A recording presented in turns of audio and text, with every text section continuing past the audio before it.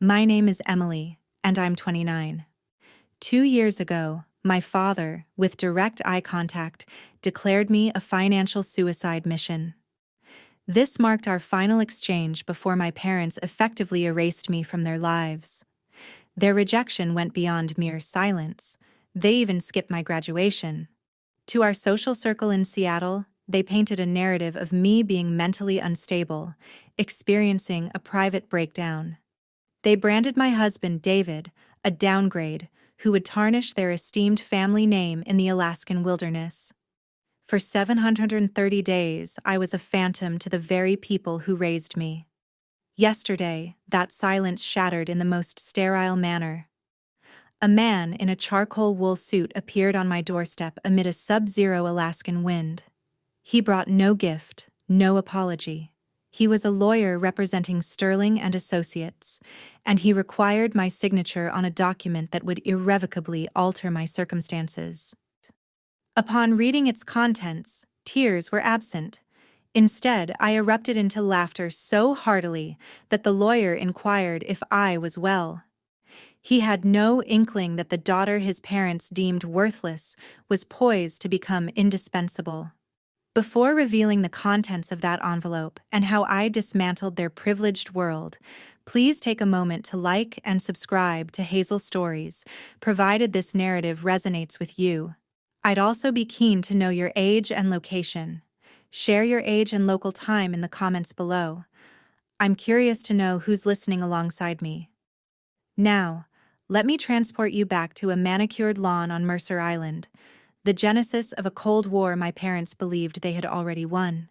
To grasp the frost in my spirit, one must comprehend the stark disparity within the Walker household.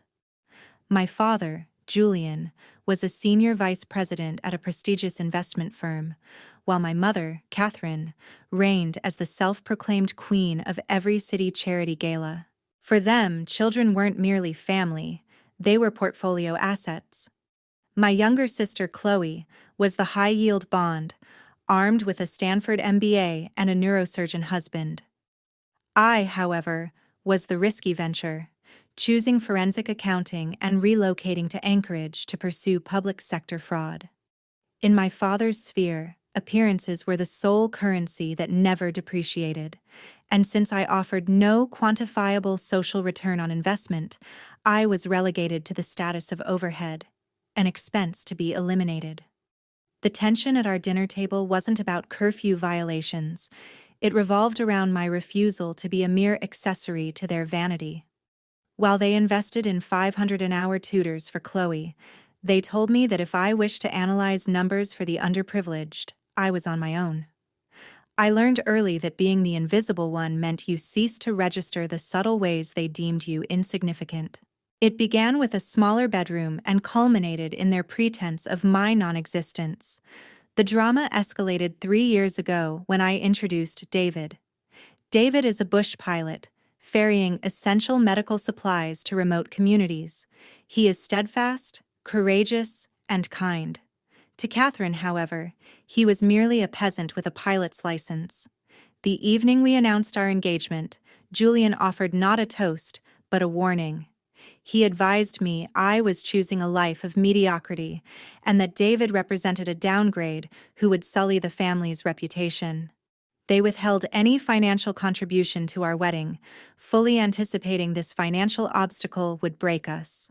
Our wedding, held on a stunning cliffside in Homer, Alaska, was marked by the conspicuously empty seats reserved for the bride's parents. They didn't merely abstain. They disseminated a group email to their entire network, announcing my sabbatical to address ongoing mental health struggles. This social assassination was executed to preserve their pristine image, burying my reality beneath an avalanche of ostentatious concern. For 2 years, I existed within that silence, forging a life with David while the Seattle elite whispered about my supposed breakdown. We subsisted on ramen noodles on the floor of our fixer-upper, and I established my firm, North Star Analytics, from scratch. I became the woman who unearthed truth in figures when individuals like my father sought to obscure it. I ceased contorting myself to fit his transactional worldview and began occupying the space I rightfully deserved.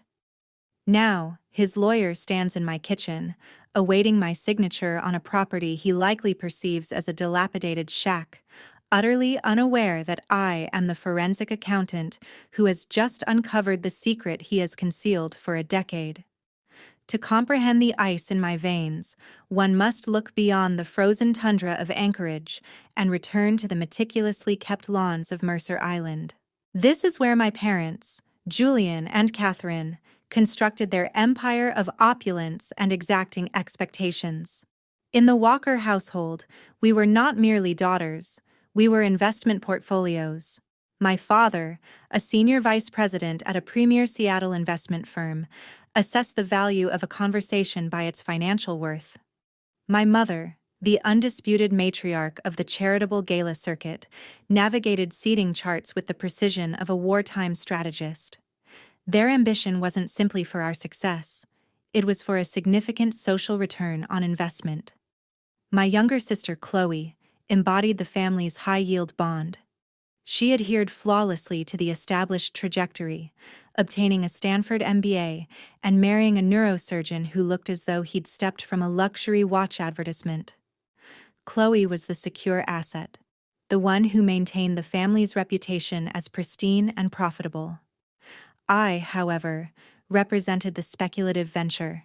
The conflict wasn't an abrupt eruption, it was a slow, inexorable accumulation of seismic shifts.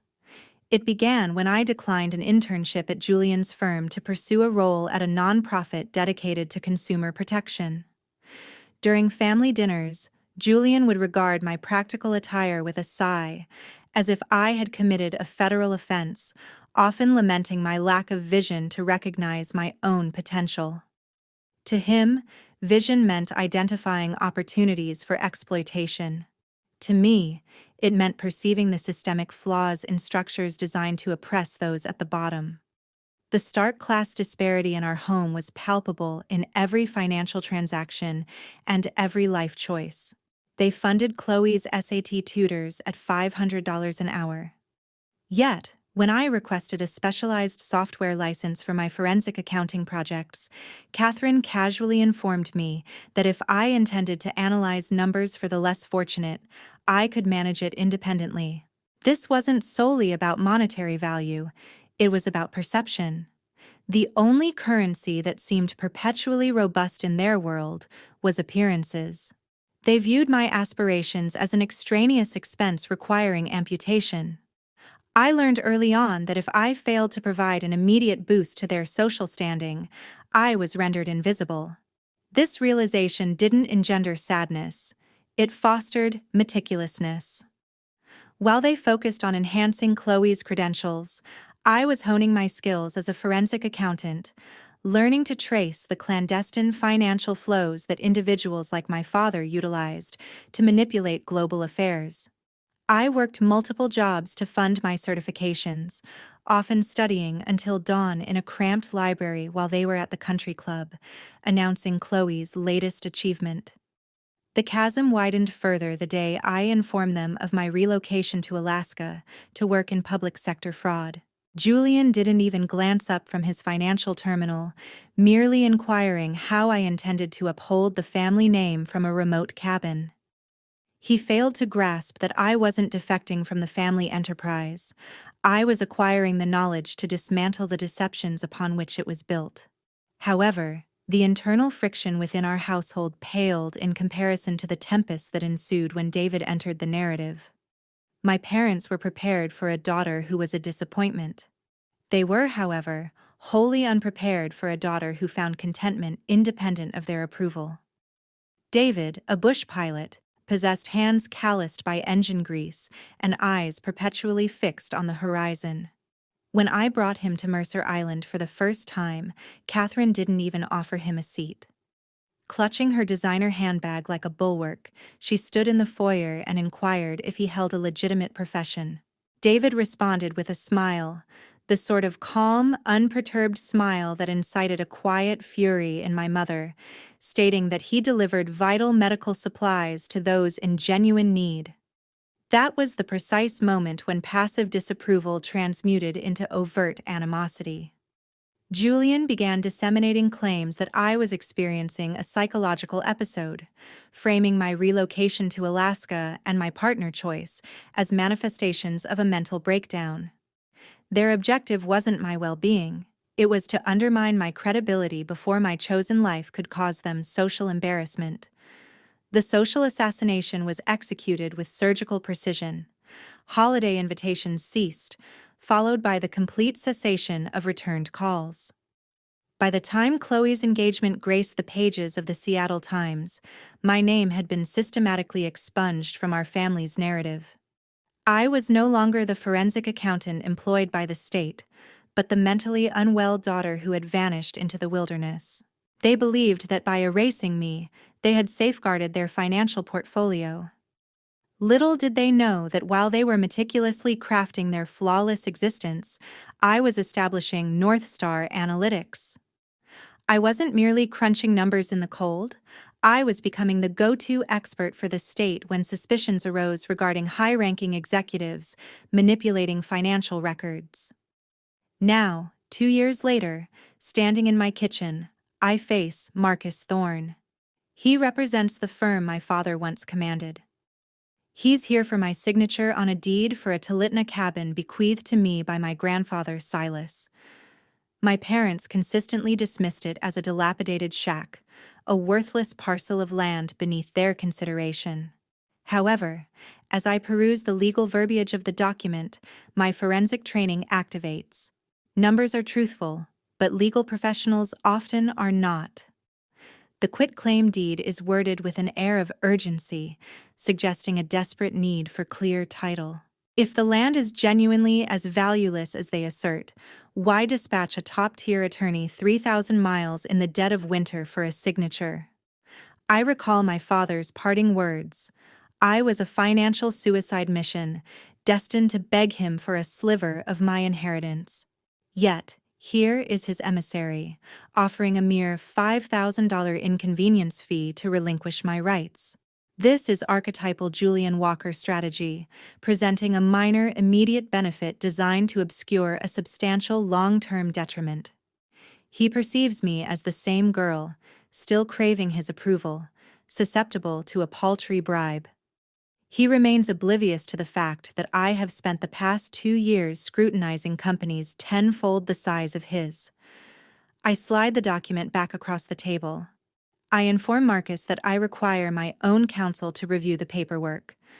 The lawyer's gaze sharpens as he mentions my parents are merely seeking to simplify my life, given my persistent difficulties. The allusion to my supposed mental health is a deliberate barb, a reminder of their continued control over the narrative. I remain unfazed. I simply state that David is due to land in 20 minutes, and we have a demanding evening ahead. The mention of my downgrade husband visibly irks him, a reaction that elicits a smile from me. As Marcus Thorne departs my porch, I retrieve my laptop. My focus shifts from the cabin to the state land registry and recent permits issued for the Tulitna district. What I uncover ignites my heart, not with apprehension, but with the exhilaration of the pursuit. A significant energy consortium has just secured a geothermal testing permit, and my grandfather's humble cabin sits atop a literal gold mine of thermal access. My father isn't orchestrating a wellness retreat for Chloe. He is attempting to pilfer a multi-million-dollar royalty stream from his disowned daughter. The conflict has transcended hurt sentiments and absent wedding guests. This is fraud. And as a forensic accountant, fraud is my forte. I realized then that the lawyer's knock was not an endpoint to the silence, but the opening salvo in a war Julian Walker is ill-equipped to wage. For in Alaska, the ice not only freezes but also preserves truth until the opportune moment for excavation. And I have never been more adept at digging. The morning of my wedding, as I slipped into a vintage dress and David reviewed weather patterns for our departure, my parents orchestrated a social coup. They dispatched a BCC email to their entire social network, spanning from the country club board to Chloe's alumni association. The message was thick with a suffocating pretense of solicitude, proclaiming my indefinite sabbatical due to ongoing mental health struggles, rendering me unavailable for visitors or social engagements. They omitted any mention of my wedding, instead painting a picture of a breakdown. My joy was buried beneath a landslide of fabricated concern, a desperate attempt to preserve their pristine image. In their eyes, a mentally unstable daughter secluded in the wilderness was preferable to one who had married a man they deemed their social inferior. I was rendered a phantom to fill the void of explanation for their empty seat. 2 days later, in a modest cabin during our honeymoon, a disquieting message from a well-intentioned cousin shattered my peace. "What facility have you checked into?" The ensuing fury was unlike anything I had ever known. It wasn't solely about the wedding. It was the stark realization that they would rather obliterate my reputation than relinquish their own. My life had become a sacrifice on the altar of their vanity. That day marked my transition from a daughter seeking understanding to a woman resolved to escape their suffocating gaze. I severed all contact, blocking their numbers, Chloe's as well, and purging every social media account tethered to that world. For 2 years, silence reigned. That anger fueled my professional life, transforming Northstar Analytics into a firm specializing in unearthing the very truths my father excelled at concealing beneath a polished veneer. I existed in that silence until yesterday's knock. 2 years of estrangement, and their olive branch wasn't a letter of apology or a request for dialogue, but Marcus Thorne, a man whose hourly rate could sustain a village clinic for a month.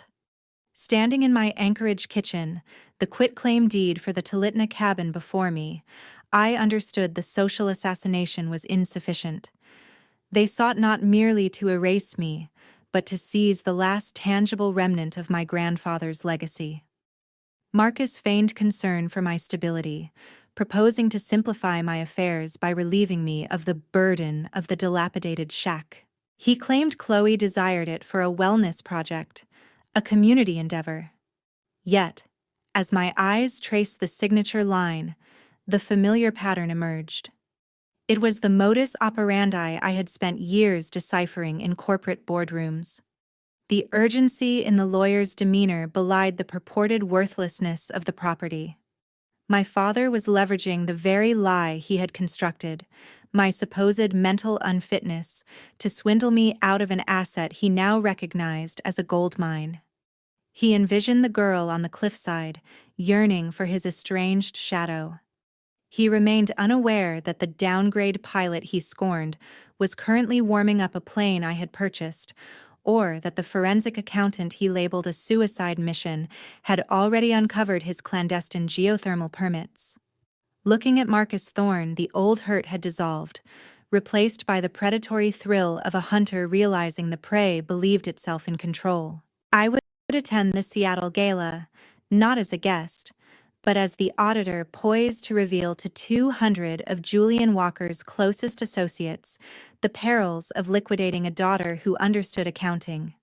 For 730 days, I was no one's daughter. That was the duration of the silence following my wedding on that windswept Alaskan cliffside. The severance was not a gradual drift, but a sharp, jagged rupture. After the mass email to the Seattle elite branded me mentally unstable, my mother sent one final text, a digital monument to her true character. When the cold finally broke my spirit and my pilot realized he couldn't afford me, I shouldn't bother looking back. She assumed I would wither without the Walker safety net. She was wrong. I didn't spend those 2 years gazing back at Mercer Island. I spent them dissecting data. I discovered that the silence from my biological family was not an emptiness, but a sanctuary. For the first time in 29 years, I was free from the constant comparison to Chloe's high-yield successes or my father's transactional expectations. In the quiet solitude of Anchorage, I finally ceased shrinking. While the Seattle Country Club set whispered about my supposed breakdown, David and I were constructing a fortress. We acquired a drafty fixer-upper on the city's outskirts, a place with peeling paint but a view of the Chugach Mountains that felt more like home than any mansion I had ever inhabited. We lacked a designer budget or a team of contractors, but we possessed each other and a shared spirit of defiance. I vividly recall our first winter when the furnace failed during a record-breaking cold snap. Huddled on the living room floor, sharing ramen by candlelight, we laughed, finally liberated from the suffocating pressure of being a portfolio asset. David worked double shifts, navigating blinding blizzards and turbulent storms, ensuring I had the high-end servers and software licenses essential for launching my firm. He provided more than just a paycheck. He held the flashlight as I delved into the shadowy corners of corporate avarice. This was the crucible in which North Star Analytics was forged. I embraced the skills my father had dismissed as a mere hobby, evolving into the woman who discerned patterns within chaos. I realized forensic accounting was a form of architecture. From the financial rubble of a company, one could pinpoint precisely where the load-bearing walls had been compromised. My firm rapidly became the go-to resource for state investigations into embezzlement and procurement fraud. I was no longer the girl deemed a risky venture, but the expert capable of dismantling multi-million-dollar deceptions with a single spreadsheet. I was cultivating a reputation independent of my father's name or my mother's gala connections, emerging as a titan in a world they were oblivious to. The chasm between my reality and their narrative was profound. Periodically, a well-meaning acquaintance from my past would forward screenshots of social media posts from Chloe or Catherine. They invariably featured celebrations: Chloe's new waterfront residence, Catherine's latest philanthropic triumph. In every image, they exuded polished perfection, the embodiment of the Walker brand. I noted my conspicuous absence, my elimination from their digital existence so thorough that to an outsider, Chloe appeared to be an only child. They had erased me to perpetuate the myth of their flawless lineage. But while they were meticulously curating their image, I was diligently compiling evidence. My work for the state began intersecting with some of my father's associate investment firms, revealing familiar names in the margins of audit reports. My objective wasn't revenge, but as a forensic accountant, I understood that where there was smoke, there was typically an exorbitantly expensive fire. David and I forged a family untethered to biological contracts, discovering our own interpretation of friendship. Those who joined us for Sunday dinners out of genuine desire, not for appearances. We learned that loyalty is earned through consistent action, not inherited through DNA. My pilot husband, the man Julian had derided as a downgrade, actively encouraged me to tackle the most significant cases. He understood my mind was not broken, merely attuned to a frequency my parents couldn't detect. The 2 years of silence had been a period of profound healing, mending lifelong wounds. I recognized Julian's approval as a shadow that only followed when I stood within his light. Once I stepped away, I discovered my own inherent radiance. Yet, the silence was destined to be temporary. Individuals like Julian Walker don't abstain out of remorse. They abstain because they believe you have nothing left to offer. The moment they discern you possess an asset they require, the silence crumbles. This brings us to the knock on my door. Marcus Thorne, the impeccably dressed lawyer, did not journey to Anchorage because my parents missed me. He arrived because my grandfather Silas had bequeathed me that Tulitna property in a manner that circumvented Julian's control. My parents had spent a decade disparaging it as a rotting shack, ensuring I perceived it as a liability, even covering the property taxes themselves as a supposed act of charity toward their ailing daughter. As I sat with a lawyer in my kitchen, I reflected on those 730 days of nothingness. I recalled the graduation ceremony they skipped and the wedding they attempted to sabotage with a mass email. Then, my gaze returned to the quitclaim deed. Marcus pressed for signature, touting the $5,000 inconvenience fee as a magnanimous offer, adding that Chloe wished to establish a wellness retreat in honor of our grandfather's memory. It was a quintessential Walker fabrication, cloaking avarice in sentimentality, but I saw through it. I had just concluded an audit for the Department of Natural Resources concerning geothermal permits in the Mat-Su Valley. I precisely understood the sudden urgency surrounding that dilapidated cabin. The lawyer inquired if I was well, as I began to laugh. Not with madness, but with an overwhelming, absolute clarity. I realized my father had finally made a critical error. He had underestimated the forensic accountant he sought to discredit. He believed I was still the girl susceptible to intimidation by suits and legal jargon. He failed to grasp that the past 2 years had forged me into the arbiter of access, the one who determined which doors remained open and which were slammed shut. I did not sign the document. Instead, I informed Marcus Thorne that I would be consulting my own legal counsel.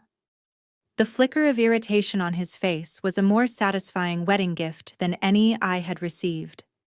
The conflict had transcended personal family drama. My refusal to sign was effectively a blockade against a multi-million-dollar land access deal my father had likely already preempted to his partners. I was no longer a ghost. I was an impediment.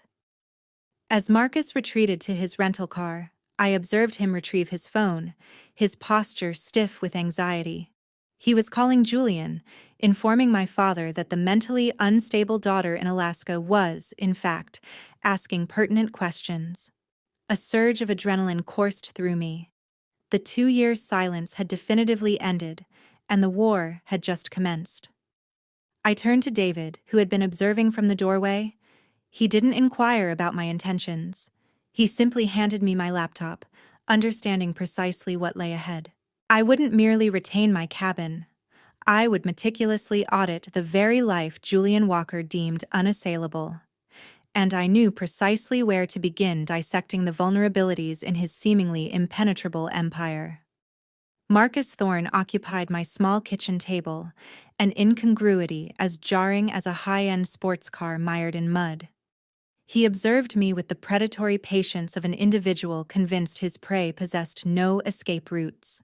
Before me lay the quitclaim deed, its legalistic verbiage dense and arid, designed for perfunctory skimming rather than critical examination. This document pertained to a cabin in Tulitna, a property my grandfather Silas had placed into a modest estate trust for my benefit a decade prior. For 10 years, my parents had treated this bequest as disposable refuse, habitually referring to it as that rotting shack in the woods, and meticulously reminding me of their favor in managing the property taxes. They had so expertly molded my perception of the land that I viewed it as little more than a cumbersome assemblage of timber and moss. Now, that carefully constructed narrative was beginning to unravel. Without so much as a hint of apology, Marcus consulted his weighty gold watch, its metal gleaming under the modest illumination of my kitchen lights. He explained that my sister Chloe expressed a desire to develop the land into a boutique wellness retreat. He characterized it as a passion project, an avenue for her to connect with the rugged northern landscape. He elaborated on her vision of yoga decks and organic gardens, painting a picture of sisterly ambition designed to position me as the singular obstacle to her happiness. To further sweeten the proposition, he mentioned that my parents were offering a $5,000 inconvenience fee for my signature, framing it as a benevolent gesture to aid my supposed ongoing struggles in the harsh Alaskan climate. A laugh began to build within my chest, but I maintained a countenance as unyielding as the tundra. I was intimately familiar with Tulitna, with the biting air and the imposing presence of the mountains overlooking the Susitna River. More crucially, as a forensic accountant dedicating 40 hours a week to unraveling the deceptions of white-collar criminals, I possess the innate ability to discern meaning beyond the superficial text of a restructuring document. My father did not engage top-tier legal counsel to resolve a petty $5,000 dispute. Marcus Thorne's travel expenses alone had already surpassed the paltry offer on the table. In the high-stakes arena of finance, one does not dispatch a battleship to capture a rowboat unless that rowboat is laden with gold. I recalled Silas whispering to me when I was 12, his voice raspy yet imbued with a hidden fervor. He told me that individuals like my father perceived only the superficial dirt, but that I had been born with the acumen to see the mountain. He recognized the nascent forensic investigator within me, long before I knew the term myself.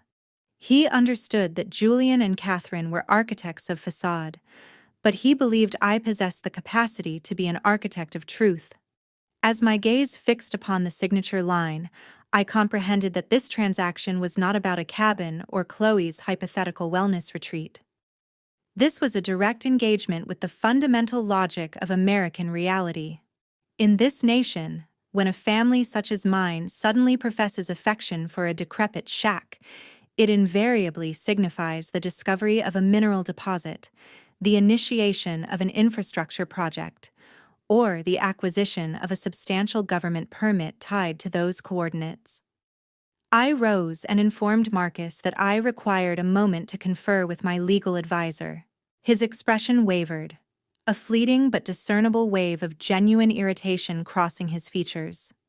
He reminded me that this was an internal family matter and that involving external parties would only complicate the situation. He subtly implied that my parents might reconsider the $5,000 if I prolonged the process. I offered no argument. I retreated to my home office and settled before my dual monitor setup. My legal advisor was not a person, but the State Land Registry and the Department of Natural Resources database. My fingers danced across the keyboard. I eschewed the search for permits relating to yoga studios, instead focusing on seismic testing logs and geothermal exploration licenses. I accessed the GIS mapping layers for the Talitna district, meticulously overlaying recent survey data with my grandfather's plot boundaries. The information that materialized on the screen infused the room with an almost palpable energy. A major green energy consortium had recently secured a preliminary permit for a geothermal testing site. The critical thermal vent, essential for accessing the highest temperature point in the entire valley, was situated directly beneath the floorboards of my grandfather's cabin. The dilapidated structure was, in essence, the literal gateway to a multi-million-dollar royalty stream. I leaned back in my chair, the cool blue light emanating from the monitors reflecting in my eyes. My parents had spent the preceding 2 years broadcasting to the world my supposed mental instability, diligently constructing a digital paper trail of my fabricated breakdown. They had weaponized that lie to isolate me, and now they were attempting to leverage it for a fraudulent acquisition. Julian had undoubtedly pre-negotiated a deal with the consortium, promising them access in exchange for a substantial financial windfall. All he required was for his broken daughter to affix her signature to a document she was presumed incapable of comprehending. He believed he had rendered me invisible, but in reality, he had provided me with the perfect cover. I recognized that the $5,000 was not a fee, but a clandestine bribe designed to ensure my silence while they pilfered a legacy Silas had intended as my liberation. My father's avarice was a pattern etched into my very being. He did not cultivate value, he systematically siphoned it. He viewed my grandfather's land as mere capital to be liquidated for Chloe's benefit, just as he had once viewed my very existence as a narrative to be selectively edited for his social standing. But he had committed a critical tactical error. He had forgotten I was the one he had trained to identify the missing variables. The conflict had ceased to revolve around a wedding to which I was uninvited or a solitary holiday dinner. This had transformed into a professional challenge, a comprehensive forensic audit of my own family's elaborate deception. By soliciting my signature, they had inadvertently granted me re-entry into their world, yet they failed to realize I was entering through the rear entrance, armed with a search warrant. I felt the familiar exhilaration of a significant investigation. I was no longer simply a daughter. I was now the majority stakeholder in a thermal gold mine. And my father was about to discover that his Alaskan daughter was, in fact, exceptionally stable. I re-entered the kitchen, the quitclaim deed feeling like a weapon in my grasp. Marcus Thorne looked up, his pen poised. He informed me that his flight was scheduled in 3 hours and expressed a desire to conclude the matter promptly so I could resume my evening. I glanced at his Rolex, then at the document, and finally, directly into his eyes. I stated unequivocally that I would not be signing the deed that day. I explained that I had identified certain discrepancies in the property description, necessitating a more thorough review of the state land records. The lawyer's posture stiffened. He abandoned his genial demeanor and reminded me that my father had exhibited remarkable patience with my erratic behavior over the past 2 years. He issued a veiled warning. Any further obstruction from me would have repercussions for my husband's pilot license and my own standing with the state. It was an unambiguous threat. They intended to weaponize the mental health pretense to compel my compliance. I simply smiled, a sharp clinical expression I typically reserved for the triumphant conclusion of a successful audit. I informed Marcus that I would be in Seattle the following week and would address the matter directly with my father at his retirement gala. The sheer, unadulterated panic that contorted Marcus Thorne's face was more gratifying than any financial settlement they could have offered. He understood that my appearance in Seattle would initiate the unraveling of the narrative they had so meticulously constructed over 2 years. He attempted to interject, but at that precise moment, David entered through the back door, the frigid Alaskan air trailing him like a formidable bodyguard. David uttered no words. He simply stood, tall and steadfast, a man accustomed to navigating meteorological tempests as part of his profession. Marcus hastily gathered his documents and practically sprinted toward his rental car. As the taillights vanished into the Alaskan darkness, I turned to David. I recounted my findings from the land registry, revealing that the rotting shack was, in fact, the key to a geothermal empire. The silence of the past 2 years had been irrevocably broken. Our journey to Seattle was not merely a social call. It was a premeditated forensic audit of Julian Walker's entire existence, to be performed before an audience of every individual he had ever sought to impress. As I began to pack my bag, my phone vibrated with an incoming email from an encrypted address. The subject line read, "Talk Trust Management Fees." The email from the encrypted address read, "Talk Trust Management Fees." These were not the words of a distant family member or a business acquaintance. This was a whisper from the shadows, a secret handshake in the clandestine world of financial maneuvering. A new, icy dread settled over me. My father hadn't merely been playing for time, awaiting my signature on a fraudulent deed. He had been systematically draining funds from a trust to which he had no legal claim, not for years, but for what felt like an eternity. This transcended a mere swindle.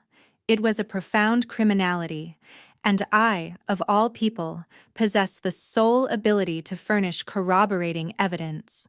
The pre-dawn chill of Alaska seemed to seep into my bones, a stark premonition that the war had just escalated before I had even taken my first step outside my cabin. Marcus Thorne was still ensconced in my modest kitchen, a figure of incongruous calm, gently sipping a robust black coffee prepared by David. He exuded the air of someone patiently awaiting a minor clerical oversight to be rectified, rather than a man embroiled in a high-stakes legal confrontation. He sat back, a picture of composed arrogance, his gaze periodically flicking to his watch, as if time itself only adhered to his schedule. I excused myself, retreating once more into the quiet sanctuary of my office, the door closing with a resonant click that he, no doubt, misinterpreted as a sign of my wavering resolve.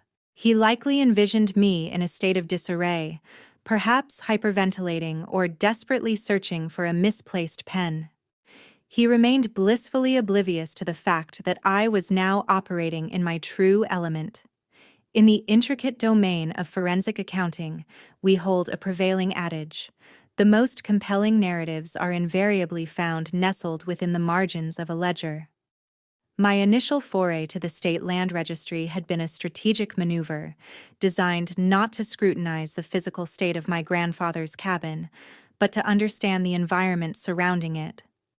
I knew the shack intimately, its every creaking floorboard and weathered timber. My fingers flew across the keyboard, bypassing the readily accessible public property data and diving directly into the restricted archives of the Department of Natural Resources Geological Survey.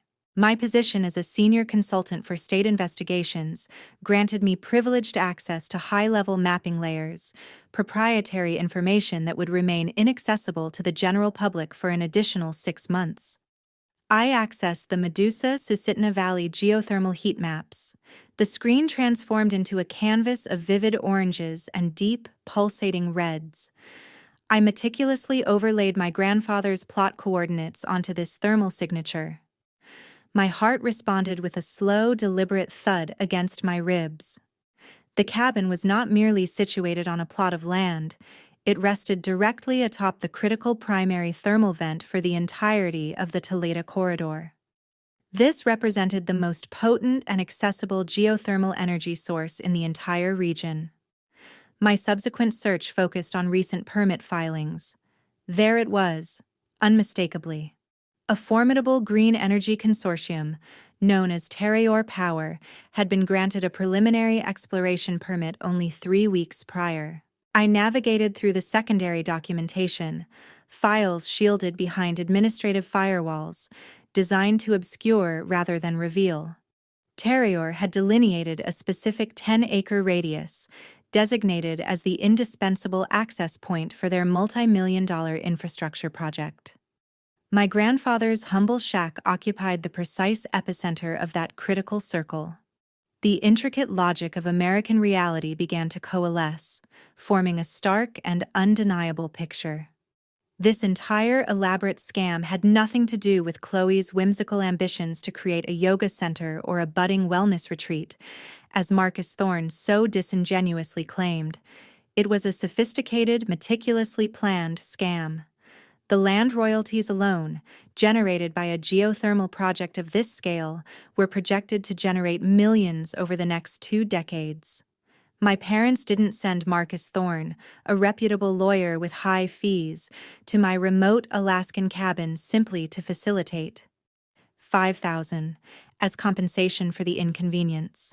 They sent him to orchestrate the theft of their own daughter's fortune, a daughter they had deliberately denigrated by portraying her as mentally unstable for the past 2 years.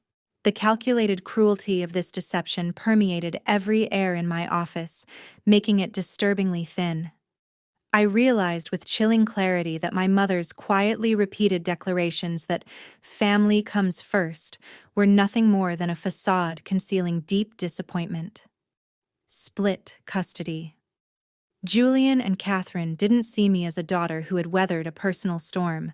They saw me as a source of liability, a loophole that urgently needed to be closed.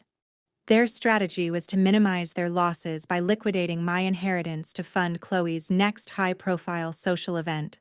Chloe would undoubtedly reap the rewards of a wellness center, increased social prestige, and lucrative royalties, while I would be relegated to a paltry $5,000, accompanied by constant, humiliating reminders that I was too damaged to manage my own affairs.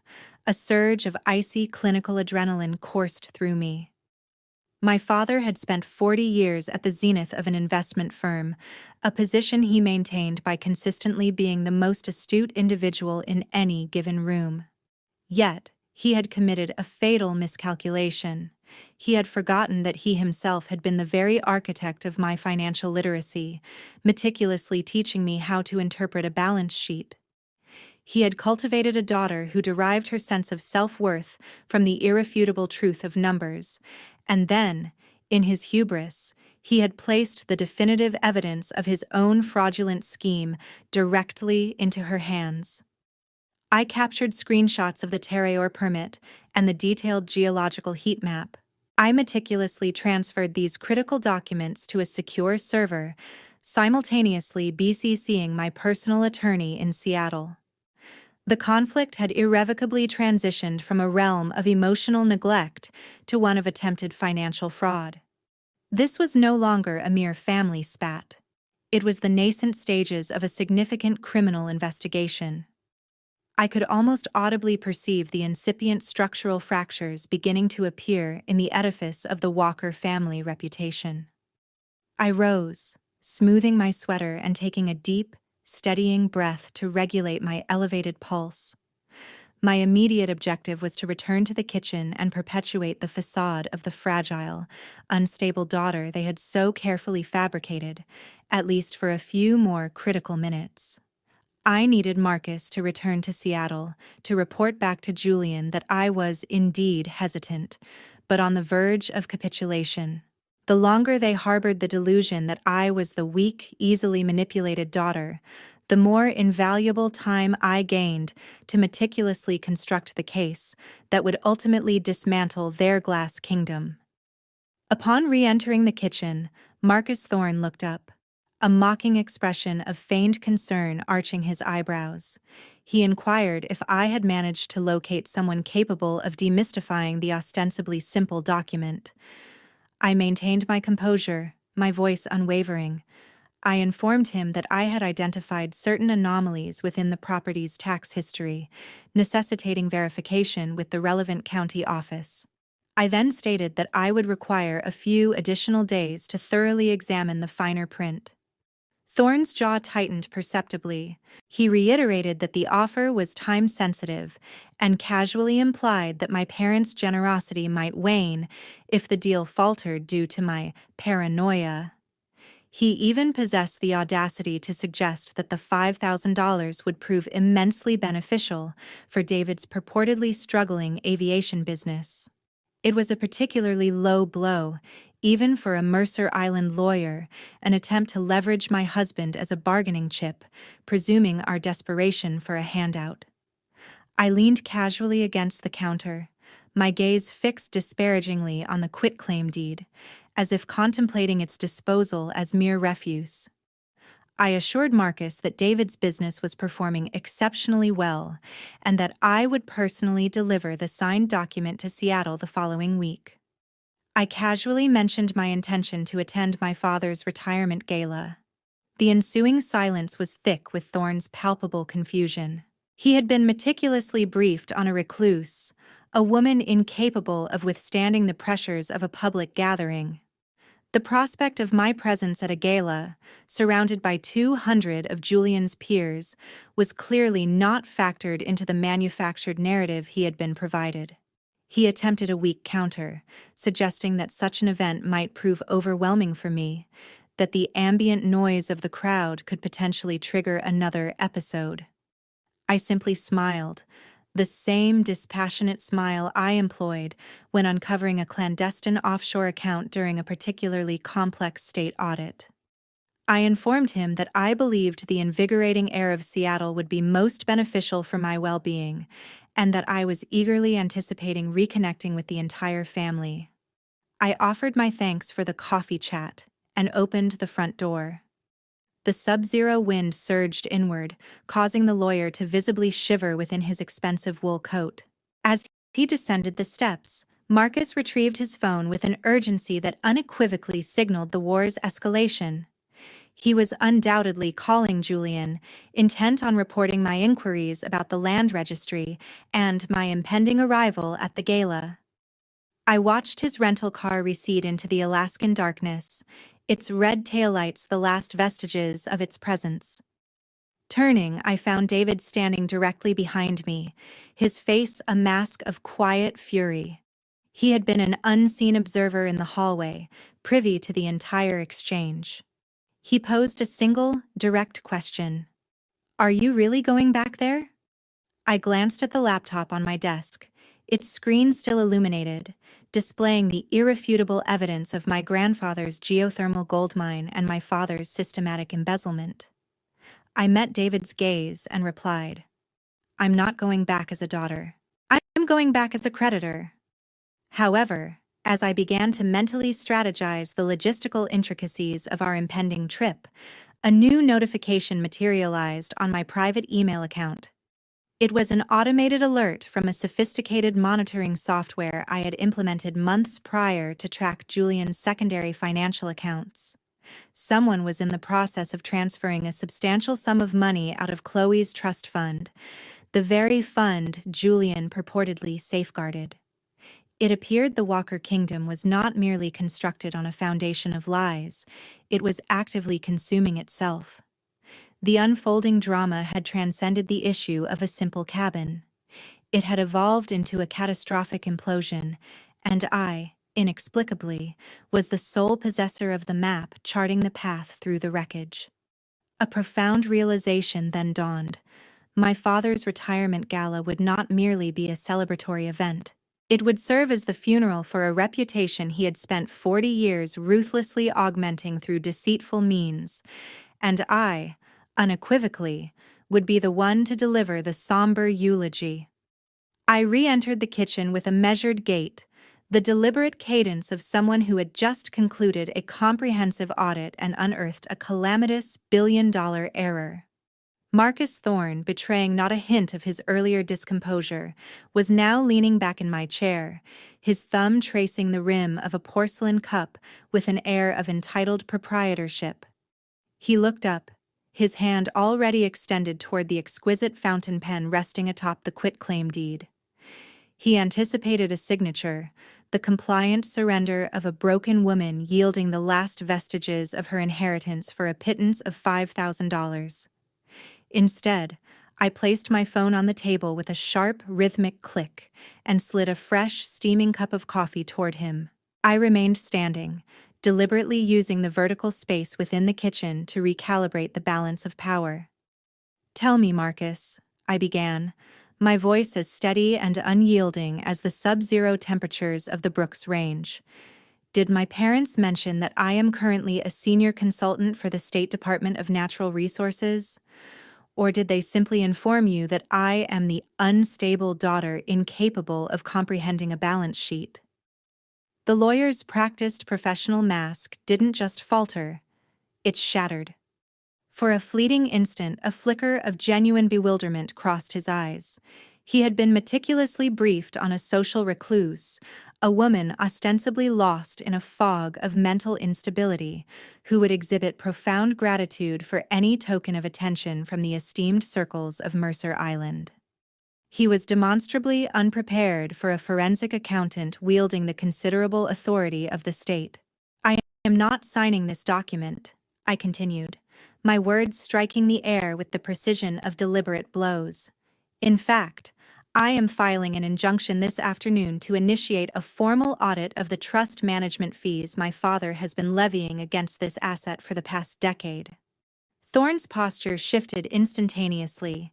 He transitioned from the relaxed demeanor of a predator to that of a cornered animal frantically assessing the height of the surrounding fence.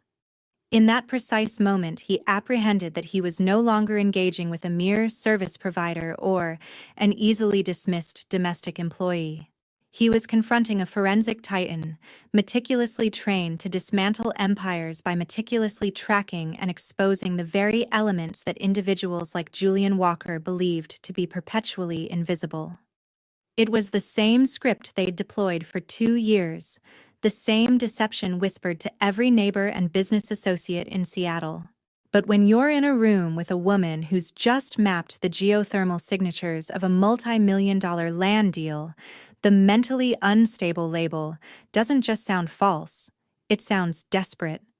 I told him I would be attending the Family Heritage Gala in Seattle next week, the one celebrating my father's 40 years of supposed rectitude. I informed him I'd be bringing my own legal team and a comprehensive audit of every transaction Julian had handled on my behalf since I turned 18. The irony was almost poetic. My father had spent my entire life fixated on his social return on investment. He'd dismissed me as a risky venture because I didn't fit his narrow transactional worldview. Now I had finally unearthed the precise return he'd so feared, and it was going to cost him everything he'd spent 40 years pilfering. Marcus Thorne actually had the audacity to ask if I was all right. It was a final, weak attempt at the gaslighting tactic that had defined my life. I laughed, a sound devoid of bitterness, carrying only the absolute clarity of a woman who has claimed her own power. I told him I had never been better, and that I had finally located the mountain my grandfather Silas had told me to seek. I watched the lawyer gather his leather briefcase. His movements were hurried, jerky. He didn't even finish his coffee. He was already contemplating the phone call he'd have to make to Julian, the one where he'd explained that the broken girl from Alaska had suddenly transformed into a state investigator. As the door closed behind him, the house's silence felt different. It wasn't the desolate quiet of the preceding 730 days. It was the hush before an avalanche. I turned to David, who stood by the window, observing the lawyer's rental car vanish into the darkness. David didn't ask if I was certain. He knew that for a forensic accountant, truth isn't an emotion, it's a destination. He asked when our flight departed for Seattle. I told him Tuesday. We weren't returning as the failed daughter or the downgraded husband. We were returning as creditors, here to collect a debt that had been accruing interest for nearly 3 decades. But as I began pulling my files for the audit, I realized the Talitna cabin was merely the initial fissure in the Walker Foundation. My grandfather had been a man of secrets, and he'd left me a digital key tucked into the back of an old ledger. Upon opening the encrypted file, I discovered a roster of accounts Julian had never disclosed to the board or the IRS. My father hadn't just been swindling me. He'd been cannibalizing the firm's retirement funds to sustain the Mercer Island lifestyle. The conflict had escalated dramatically from a family trust dispute to a federal fraud case. I understood then that my father's retirement party wouldn't just mark the end of his career. It would herald the commencement of a reckoning that would reduce his pristine reputation to ashes, and I held the only matches. I spent the next 4 hours at my dual-monitor station, the cool blue light reflecting the steely determination in my eyes. I was no longer merely seeking mineral rights. I was tracing the path of a 40-year deception. Every time my mother, Catherine, boasted about a new charity gala or a designer gown, the funds had been siphoned from the futures of those Julian purported to protect. I saw the patterns of a man who viewed the world as a game, one that only he was permitted to win. And I realized my sister Chloe's wellness retreat wasn't a passion project. It was a money laundering scheme designed to mask the final liquidation of the firm's assets before the mandatory retirement audit. The drama of my childhood, the sensation of being invisible and worthless, suddenly coalesced into a coherent narrative. I wasn't invisible because I lacked potential. I was invisible because I was the only one in the household who might possess the intellect to decipher the mathematics. They didn't want me to acquire a degree or a career in finance because they knew I would uncover the missing variables. They disowned me, not because I was a failure, but because my husband was a man they couldn't buy, and I was a woman they couldn't fool. The weight of the evidence was overwhelming. I possessed the 1965 partnership agreement, the 2018 board minutes, and now the ledger detailing the stolen retirement funds. This was more than a corporate battle. It was the logic of an American dynasty crashing against the precipice of its own avarice. As the sun began to crest the Chugach Mountains, casting a long violet shadow across the snow, I felt a peace I hadn't known in a decade. I was not the mentally unstable daughter. I was the architect of truth. I called Marcus Thorne's office and left a message. I informed his assistant that I would not be settling for the 5,000 nor even the $0.2 million the firm had hinted at. I instructed her to inform Julian that I would be attending the gala to discuss the Talitna project and the missing management fees in a very public arena. I knew the message would reach my father within the hour. I knew he would spend the ensuing days in a blind panic, desperately seeking a way to discredit me one last time. But as David handed me a suitcase and informed me he had fueled the plane, I realized Julian Walker was out of time. You can conceal many things over 40 years, but you cannot hide from a daughter who has spent those years learning to read the fine print. The gala was 4 days away, and I was bringing the entirety of the mountain with me. The flight from Anchorage to Seattle feels less like a vacation and more like a tactical deployment into hostile territory. As the plane banks over Puget Sound, the familiar skyline of my childhood materializes through the cabin window, but I feel no old pang of nostalgia. I feel the cold, honed edge of a mission. David sits beside me, his hand clasped over mine, his steady presence the sole anchor in a world poised for a tectonic shift. He leans in, his voice low enough to be lost beneath the engine's hum, telling me I don't have to do this. He reminds me we have enough in Alaska, that our life is full, warm, and blessedly far from Mercer Island's toxic influence. I gaze out at the clouds and tell him it was never about the money. It's about the architecture of truth. My parents spent 2 years convincing the world I was shattered so they could feel whole. I'm simply returning the favor. We check into a downtown Seattle hotel, a glass and steel monolith that stares directly across the street at the firm where Julian Walker spent 40 years meticulously crafting his reputation. From our suite on the 30th floor, I can see the lights of the executive offices where my father orchestrated the social assassination of his own daughter. I don't unpack my suitcase. Instead, I open my laptop and spread my grandfather Silas's ledgers across the desk. I spend the night poring over the management fees Julian has been siphoning from my trust for the past decade. As a forensic accountant, I am trained to seek the narrative behind the figures, and the story I'm uncovering is one of sheer desperation.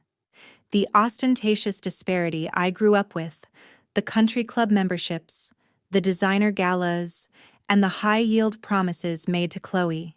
It was all a fragile, glass-cut facade. My father wasn't merely a cold man, he was a desperate one. The slow embezzlement of my family trust wasn't solely an act of malice, it was a necessity to prevent the Walker brand from descending into bankruptcy. My parents didn't discard me because I was a failure, they discarded me because I was a liability. They couldn't afford the payout. They needed me to be unstable so they could justify keeping the trust's gates locked while they picked the locks from the inside. I finally understood that I wasn't just the daughter they'd cast aside. I was the forensic accountant with the power to bankrupt their entire legacy, once and for all. The conflict of my childhood suddenly gained a new, clinical clarity. Every time Catherine mocked my practical attire or Julian questioned my vision, they were projecting their own fear of exposure. They weren't trying to guide me, they were trying to ensure I never scrutinized the books too closely. I vividly recall a summer afternoon when I was 19. I was in Julian's home office. Every time Catherine mocked my practical attire or Julian questioned my vision, they were projecting their own fear of exposure. They weren't trying to guide me, they were trying to ensure I never scrutinized the books too closely. I vividly recall a summer afternoon when I was 19. I was in Julian's home office, asking why the Talatina property taxes were being paid from my college fund rather than trust income. He offered no explanation. He simply stated I lacked the temperament for finance and suggested I go for a swim. That was the genesis of the mental health narrative. It was a defensive maneuver, a way to ensure that should I ever uncover a discrepancy, no one would believe the girl who couldn't maintain her composure. I spent the pre-dawn hours preparing my keynote mission statement. I am not the girl in the scuffed Zara dress who stood at the back of Miranda's graduation. I am a senior executive in my own right, and I have the tailored suit to prove it. I reached out to a colleague at the state auditor's office and secured a temporary credential, granting me the authority to represent the interests of the Talitna Trust at any public or private board meeting. I am constructing a cage crafted from evidence, and I will escort Julian Walker directly into it at his own retirement gala. As the sun began to rise over Lake Washington, casting a pale, judgmental light upon the mansions of Mercer Island, David brought me a cup of coffee. He observed the spreadsheets illuminated on the screen, the stark red lines denoting years of siphoned funds. He inquired about my objective. I explained that by tomorrow night, every individual who had received that mass email regarding my breakdown would witness the Walker family's actual balance sheet.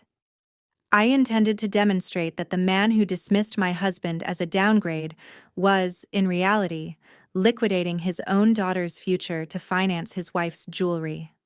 However, as I finalized the audit report, my phone vibrated with a notification from a private investigator I'd engaged upon our arrival. He had forwarded a file concerning Chloe's purported wellness retreat. It transpired that my sister was not merely a pawn in Julian's scheme, she was an active participant. The boutique retreat was never intended to be constructed. It was a shell company utilized for funneling geothermal royalties directly into an offshore account shared by Chloe and Julian. The betrayal was not solely a parental failure, it was a sibling conspiracy.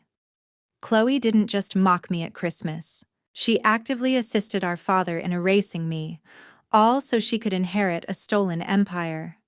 The drama of the impending gala had just escalated from a reckoning with my parents to an all-out war with my sister. I realized Chloe was the one who had suggested the sabbatical charade to the Alumni Association. She was responsible for providing the fake screenshots of my supposedly erratic texts to the family group chat. She wasn't just the golden child, she was the architect of the social landslide that had buried me. A new resolve solidified within me. I wasn't merely attending the gala to reclaim a cabin. I was going to dismantle the entire high-yield bond that Chloe perceived as her birthright. I looked at David and informed him of Chloe's complicity. He didn't appear surprised. He understood that in families like mine, the only substance thicker than blood was the greed that bound them. He asked if I was prepared to confront her. I replied that I had spent 2 years in the Alaskan wilderness learning to track predators. A ballroom in Seattle would not intimidate me. I possessed the receipts. I had the law. And I had the truth. As I closed my laptop, my gaze fell upon the gala invitation resting on the nightstand. Embossed in gold, it stood as a testament to 40 years of integrity. I eagerly anticipated revealing what that integrity truly constituted on paper. The lion's den was open, and I was entering with a search warrant. The next conflict was already brewing in the lobby. As David and I stepped out for a quick breakfast, we encountered Chloe's husband, the neurosurgeon. He regarded me as if I were a ghost who had overstayed my welcome. He offered no greeting. Instead, he inquired if I had taken my medication today. The gaslighting had not ceased. It had merely shifted to the front lines. I looked at him. A man who dedicated his days to repairing brains yet couldn't perceive the structural rot within his own family. And I realized the gala would be more than just a party. It would be an intervention from which no one would emerge unscathed. I offered no response to his insult. I simply smiled and told him I would see him at the podium. The bewildered expression on his face was the first brick in the wall I was constructing around their lies. I am no longer the girl they can dismiss. I am the creditor here to foreclose on their reputation. The Seattle Grand Ballroom was a vast expanse of shimmering silk and ostentatious credentialism. 300 guests, including the city's most influential power brokers and real estate magnates, had convened to celebrate Julian Walker's 4 decades of integrity. The air was thick with the aroma of expensive lies and the hollow resonance of social climbing. My mother, Catherine, was in her element, gliding through the crowd, accepting reputation-infused accolades as if they were her divine right. She wore a gown that cost more than my first 2 years of college tuition, a vibrant emerald silk that mirrored the envy she had projected onto me for a lifetime. Every diamond adorning her neck was a testament to the Walker brand, a brand forged on the exclusion of anything that didn't offer a sufficiently high return.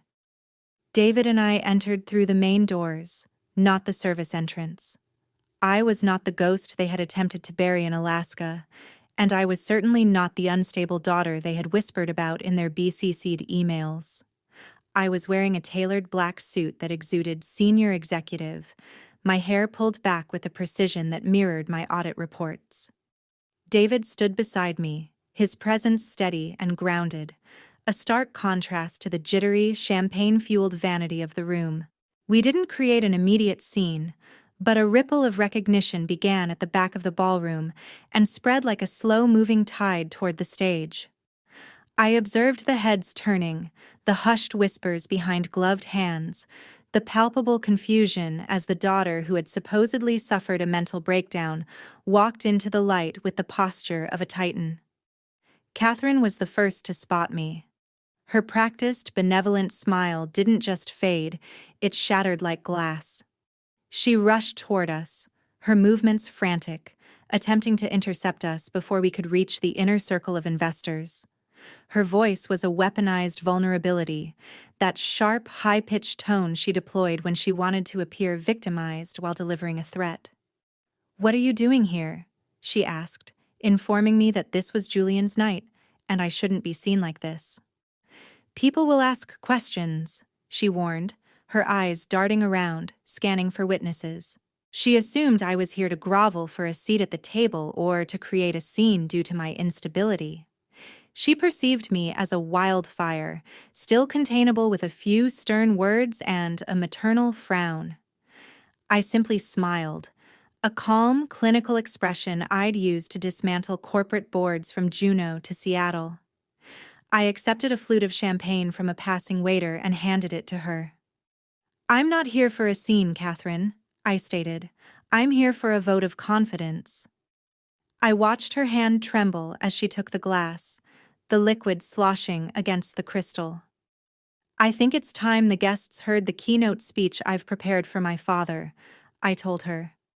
The look of pure, unadulterated terror that flashed across her face was more satisfying than any inheritance check. She knew that when a forensic accountant prepares a speech, it's not filled with nostalgic anecdotes about childhood camping trips. It's filled with receipts. As Catherine stood frozen, Julian took the stage. He embodied the image the city desired. Silver-haired, distinguished, radiating the confidence that comes from decades of successful evasion. He adjusted the microphone, surveying the assembly of donors and partners who had funded his opulent lifestyle. He began to speak of legacy, the importance of family, and the arduous labor required to uphold the Walker name. It was a masterclass in irony.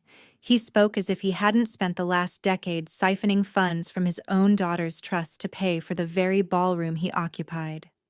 He spoke as if he hadn't attempted to liquidate a geothermal gold mine in Tuletna behind my back. I began to move toward the front of the room. David followed a few paces behind, his eyes scanning the crowd, monitoring the security guards. Julian had undoubtedly alerted them the moment Thorne contacted him from Anchorage. I spotted my sister, Chloe, seated in the front row, her husband, the neurosurgeon, beside her. Chloe was adorned in a dress that rivaled our mother's in both cost and pretension. She saw me, and her jaw tightened. She leaned over to whisper to Julian as he paused for applause, her finger pointed directly at me. I saw my father's gaze snap to mine.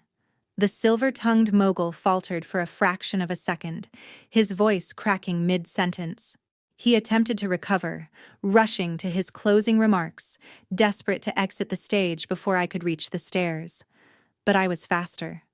I reached the edge of the stage just as Julian was thanking the board for 40 years of support. The MCA man who had golfed with my father for 2 decades looked utterly bewildered. As I stepped onto the platform, Julian attempted to block the microphone. His hand gripped the podium so tightly his knuckles turned white. "Get down," he hissed, his voice a low, vibrating growl. "You're making a mistake, and you're embarrassing the family. I didn't respond with anger. I didn't yell. I simply looked at him with the same professional detachment I employed when uncovering his hidden offshore accounts.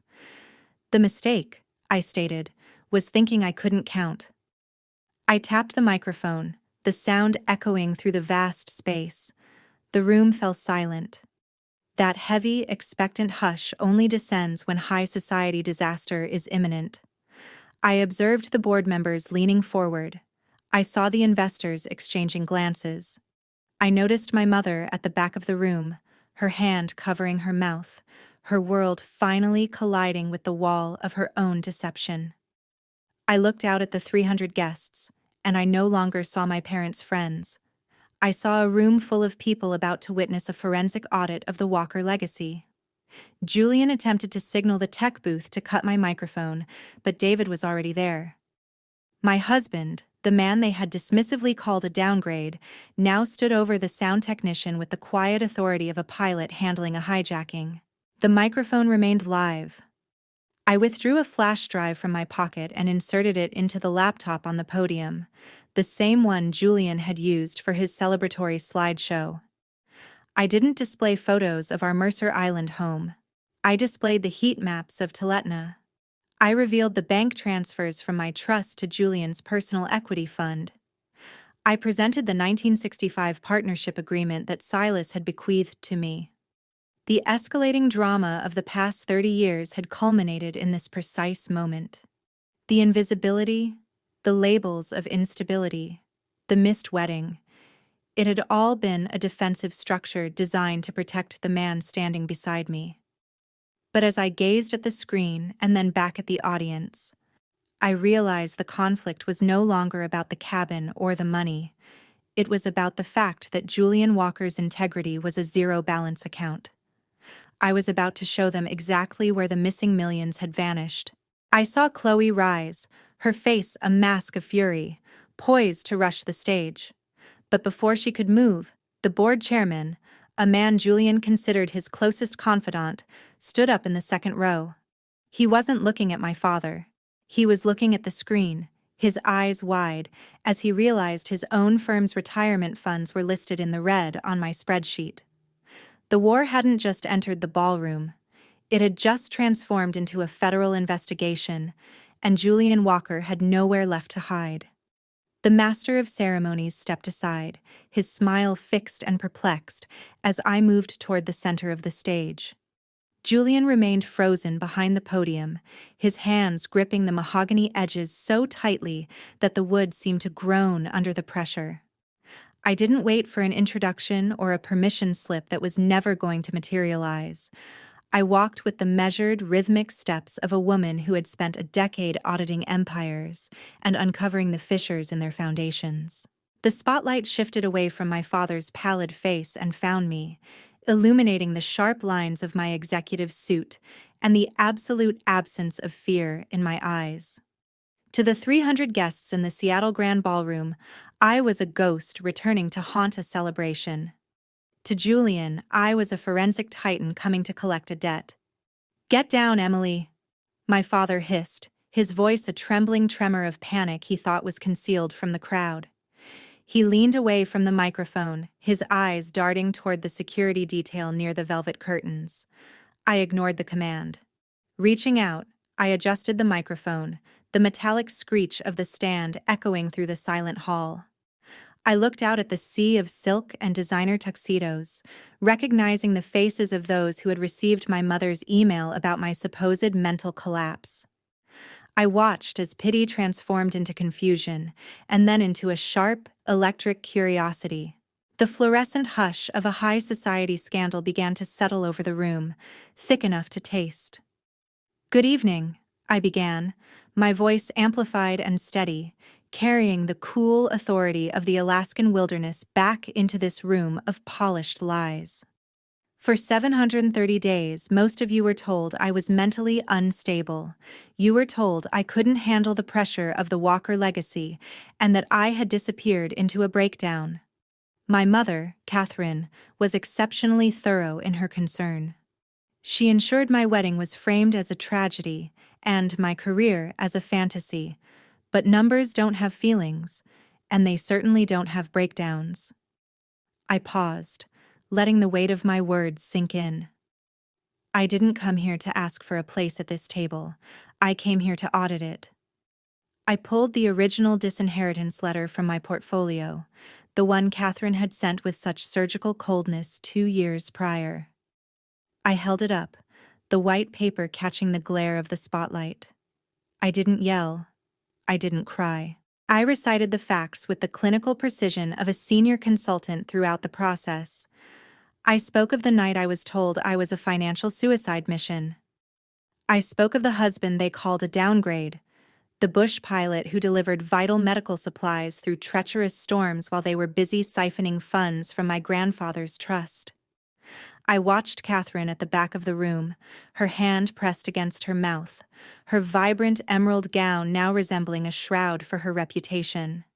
The atmosphere in the room shifted palpably, transitioning from awkwardness to a heavy, almost legalistic tension. I opened my laptop, projecting the forensic audit of the Teletna Trust onto the enormous screens behind us. The guests gasped as the stark data replaced the celebratory slideshow. I presented the thermal heat maps of the property they had so readily dismissed as a rotting shack. I displayed the geothermal permits that my father had attempted to pilfer by tricking his supposedly mentally unstable daughter into signing a quitclaim deed. I elucidated how the boutique wellness retreat Chloe envisioned was, in fact, a shell company designed to funnel mineral royalties into an offshore account. This had transcended family drama. It was now a clear case of premeditated fraud against a beneficiary. My father attempted to interject, to reclaim the narrative, but the board chairman was already rising. The logic of American society is straightforward. One can be a callous parent, but one cannot be a bad investment. The investors present harbored no concern for my emotional distress, but they were acutely aware of Julian Walker's flagrant misuse of trust management fees to mask his firm's declining liquidity. I was orchestrating a public erasure of the Walker brand, demonstrating that the 4 decades of integrity they were celebrating were, in reality, a single decade of desperate embezzlement. My objective wasn't reconciliation or a comforting embrace. I sought the unvarnished truth. And the truth was that the man at the podium was a defendant, not a titan of industry. The drama reached its crescendo when I revealed the final slide, a list of the firm's retirement accounts, which had been used as collateral for Julian's personal equity loans. The room erupted into a low, angry murmur. The power brokers and real estate magnates who had moments before been applauding now saw their own financial futures reflected in the stark red ink of my report. I observed Chloe's husband, the neurosurgeon, pull away from her in the front row. His medical precision had finally recognized a terminal affliction within his own family. He no longer looked at me with pity. He looked at Julian with the horror of a man who realized he was married to a liability. "You told me," I concluded my speech, my gaze fixed directly on my father, "that I lacked the vision to see my own potential, Julian." My voice dropped to a whisper, yet the microphone still amplified it. But I saw the mountain Silas spoke of. I saw it through the spreadsheets and the lies, and I realized that the only truly unstable person in this family is the one who thought he could outrun his own mathematics. I stepped away from the podium, leaving the profound silence of the ballroom to be filled by the sound of Julian Walker's world imploding in real time. I didn't wait for a rebuttal. I walked off the stage and toward the exit where David awaited me by the doors.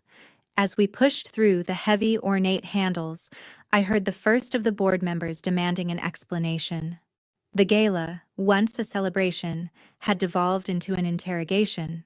However, as we reached the elevators, a new conflict presented itself. Marcus Thorne stood there, his face devoid of its usual clinical arrogance. He appeared as a man who had just recognized he had boarded a sinking vessel. He informed me that state investigators were already in the lobby and were requesting my audit files. He warned me that handing them over would irrevocably damage not only my sister's future, but my father's as well. He posed the stark question: was I prepared to be the woman responsible for sending her own family to federal prison? I glanced at the elevator doors, then at David. I understood that the truth didn't merely liberate, it demanded a sacrifice. As the elevator doors opened, I saw the flashing blue lights of police cruisers reflecting off the lobby's polished glass. The war was far from over. It was simply migrating to the courtroom. The Titan level reveal commenced as I navigated the laptop with the practiced efficiency of someone who had spent 2 years unearthing what others desperately tried to conceal. The celebratory slideshow depicting my father's life had vanished, replaced by the stark monochromatic reality of a forensic audit. On the enormous screens flanking the ballroom, the management fee transfers began to scroll. Utilizing my Department of Natural Resources credentials, I highlighted the specific routing numbers that traced directly back to the Talquitna Trust. The 4 decades of integrity Julian had just so proudly proclaimed were being dismantled in real time, exposed as a decade of systemic embezzlement designed to sustain a lifestyle that had long since outpaced his actual earnings. The 300 guests, the very power brokers my father had spent a lifetime attempting to impress, leaned forward as if drawn by an invisible thread. The ballroom fell into a hushed silence so profound it felt like the moments before a catastrophic system failure. I pointed to the most significant discrepancies, illustrating how Julian had siphoned funds intended for my future to finance the emerald gown my mother was currently wearing, and the high-yield education Chloe had used as a basis for her condescending attitude toward me. The elite disparity that had defined my existence, the chasm between the golden child and the perceived risky venture, was evaporating under the harsh glare of the projector. I looked at Catherine. She stood frozen near the service entrance, her Cartier-encrusted hand gripping the back of a gilded chair as if it were the only thing preventing her from collapsing onto the designer carpet. She glanced at the screens, then at me, her face contorted into a mask of ruined pretension. Beside her, Chloe, the epitome of superficial success, who had spent the last 2 years meticulously curating her image as a wellness mogul, stared at the floor. She realized that her dream of a Talquitna retreat was built upon a foundation of lies, and that the sister she'd labeled unstable was the only one in the room possessing a firm grasp on reality. I turned back to face my father. Julian had transformed from a celebrated mogul into a criminal defendant in less than 10 minutes. His skin had taken on the pallor of old parchment, and his breathing was shallow, the sound caught by the still active microphone. I stood my ground, my posture mirroring the unwavering certainty of the numbers I had uncovered. "I am not a downgrade," I stated, "and I am the auditor you failed to account for." My voice did not waver. It carried no heat of vengeance, only the cold, undeniable weight of a concluded investigation. I walked off the stage, my heels clicking against the wood in a silence so profound it felt like a surgical strike to the very core of the Walker legacy. The conflict did not cease with my departure. It merely escalated into a more chaotic phase. As I reached the back of the room where David waited, the initial murmurs erupted into open accusations. Robert Hartley, the board chairman, a man who had known Silas for 50 years, stood up and demanded to see the source documents. His gaze was not one of sympathy toward my father.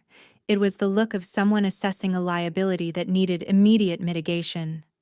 The room dissolved into a cacophony of raised voices and clinking crystal as the city's elite grasped the reality that they had been applauding a man who was, in essence, a high society shoplifter. I didn't linger to witness the fallout. I had provided the evidence.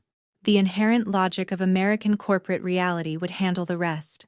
In a world where reputation is paramount, Julian Walker had just declared bankruptcy before his most significant creditors. As David and I pushed through the heavy doors into the cool Seattle night air, I felt the first true breath of freedom I had known since I was 12 years old. I had weathered the storm and brought the mountain back with me to bury the people who had tried to convince me I was nothing. We walked toward the hotel, the city lights reflecting off the wet pavement, but the drama was far from concluding. A black town car pulled up to the curb, its windows tinted and opaque. Marcus Thorne emerged, his wool coat flapping in the wind. He no longer possessed the air of a confident lawyer. He looked like a man who had just realized his principal client was facing a federal indictment. He informed me that Julian wished to speak with me privately at the firm across the street. He relayed that my father was willing to relinquish everything: the Mercer Island house, Chloe's trust accounts, if I would only agree to inform the state investigators that the audit was a misunderstanding stemming from a clerical error. It was a final, desperate attempt to purchase the truth. They were offering me the very kingdom they had used to mock me, provided I would aid them in perpetuating the lie. I looked at David, then back at Marcus. I understood that the conflict had reached its most dangerous and final stage. My father wasn't merely fighting for his name anymore, he was fighting for his freedom, and he still believed I was the daughter who could be bought with a piece of the pie. I do not negotiate with individuals currently under audit, I told Marcus. The only person Julian should be speaking with is a public defender. The lawyer's face drained of color. He warned me that if I proceeded with the state deposition the following morning, there would be no turning back. He claimed I would be responsible for my mother's homelessness and my sister's professional ruin. It was the ultimate guilt trip, the final brick in the wall of parentification they had constructed around me. They desired me to be the one to rescue them from the consequences of their own choices. But I had spent 2 years in Alaska learning that one cannot save people from a storm they willingly invited into their own house. I wasn't the one who embezzled the funds or lied to the board, I stated. I was merely the one who counted the cost. I turned and walked into the hotel, David's steady hand on the small of my back. As the elevator ascended, I saw the flashing blue and red lights of the first police cruisers arriving at the ballroom across the street. The gala was over, and the interrogation had begun. I realized then that the surprising conclusion wouldn't be a check or a house. It would be the absolute clarity of witnessing the Walker name being stripped from the building across the street.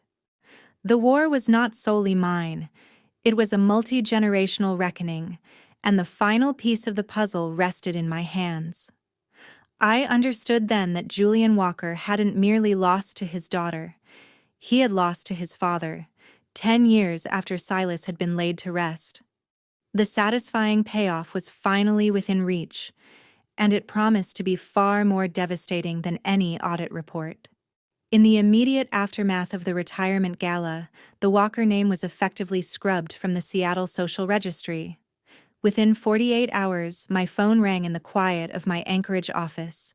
It was Marcus Thorne, but the clinical, arrogant edge in his voice had been replaced by a raw, jagged desperation.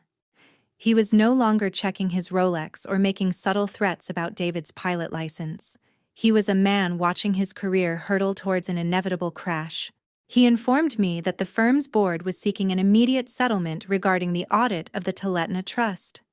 They offered $1.2 million to close the account and prevent state investigators from delving into the systemic embezzlement I had exposed on those ballroom screens. I sat in my office, the snow falling silently over the Chugach Mountains, and I realized I was looking at the final manifestation of abandonment, the cold, hard math of it. They weren't paying me out of sudden regard for the daughter they had disowned. They were paying for my silence. They sought to buy back a reputation that had already been shattered. In their world, every betrayal carried a price tag, and every truth was a commodity to be traded. But I was no longer the risky venture they could liquidate with a check. I told Marcus Thorne I didn't want a settlement. I wanted the permanent voting rights my grandfather Silas had intended for me in the family's remaining real estate holdings. It was a move for corporate inheritance justice. I wasn't just after the money from the geothermal project. I was moving to legally control the Mercer Island home. I wanted the deed to the kingdom that had excluded me for 29 years. The conflict of my childhood had always revolved around who controlled the narrative. Julian and Catherine had used the house on the lake as a fortress, guarding their secrets within and keeping people like David out. They had spent my entire life making me feel like a visitor in my own home, a person permitted to stay only as long as I remained invisible and useful. By demanding the voting rights, I was flipping the script. I was becoming the landlord of their pristine image. I informed Marcus that if the firm didn't comply, I would deliver my full forensic audit to the federal prosecutors who were already circling the firm's retirement accounts. The lawyer actually gasped, the sound of his panic carrying through the line as he realized the Walker legacy was no longer a dynasty. It was a hostage situation. But the boardroom fallout didn't end with a legal standoff. Within an hour of my conversation with Marcus, my sister Chloe called. This was not the polished, high-yield sibling who had so readily mocked me at Christmas. This was a woman whose carefully constructed success was fraying at the seams. She screamed that I was destroying everything, that her wellness retreat partners were withdrawing due to the scandal. She accused me of being the very monster our parents had always claimed I was, a person so unstable that I would burn down my own house just to feel the warmth. I didn't respond with anger. I simply asked her how much of the geothermal royalty money she had already spent. The silence on the other end was the only confession I needed. She wasn't just my sister. She was a co-conspirator who had been betting on my silence to fund her vanity. I realized then that the logic of American society is brutal to those who build their lives upon a grave of lies. The Walkers were losing their social currency, their financial standing, and their internal trust simultaneously. The Family Heritage Gala had become the catalyst for total institutional collapse.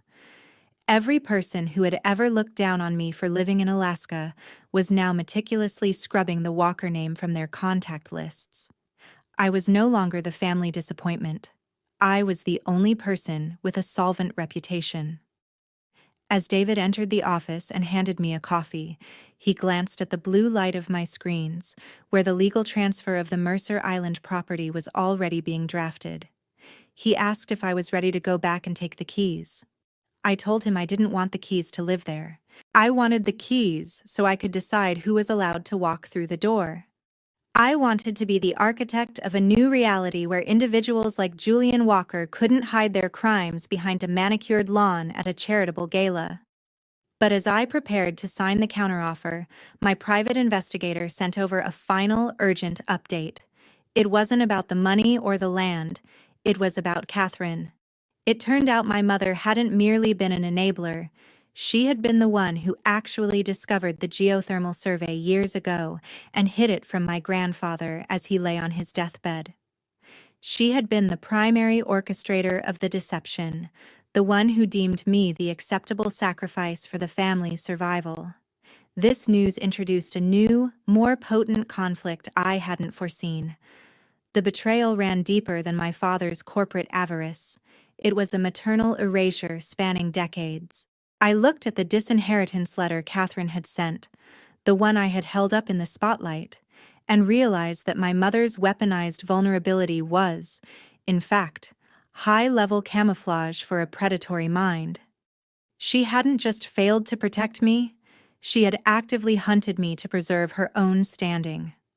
A surge of adrenaline, colder than any Alaskan winter, coursed through me.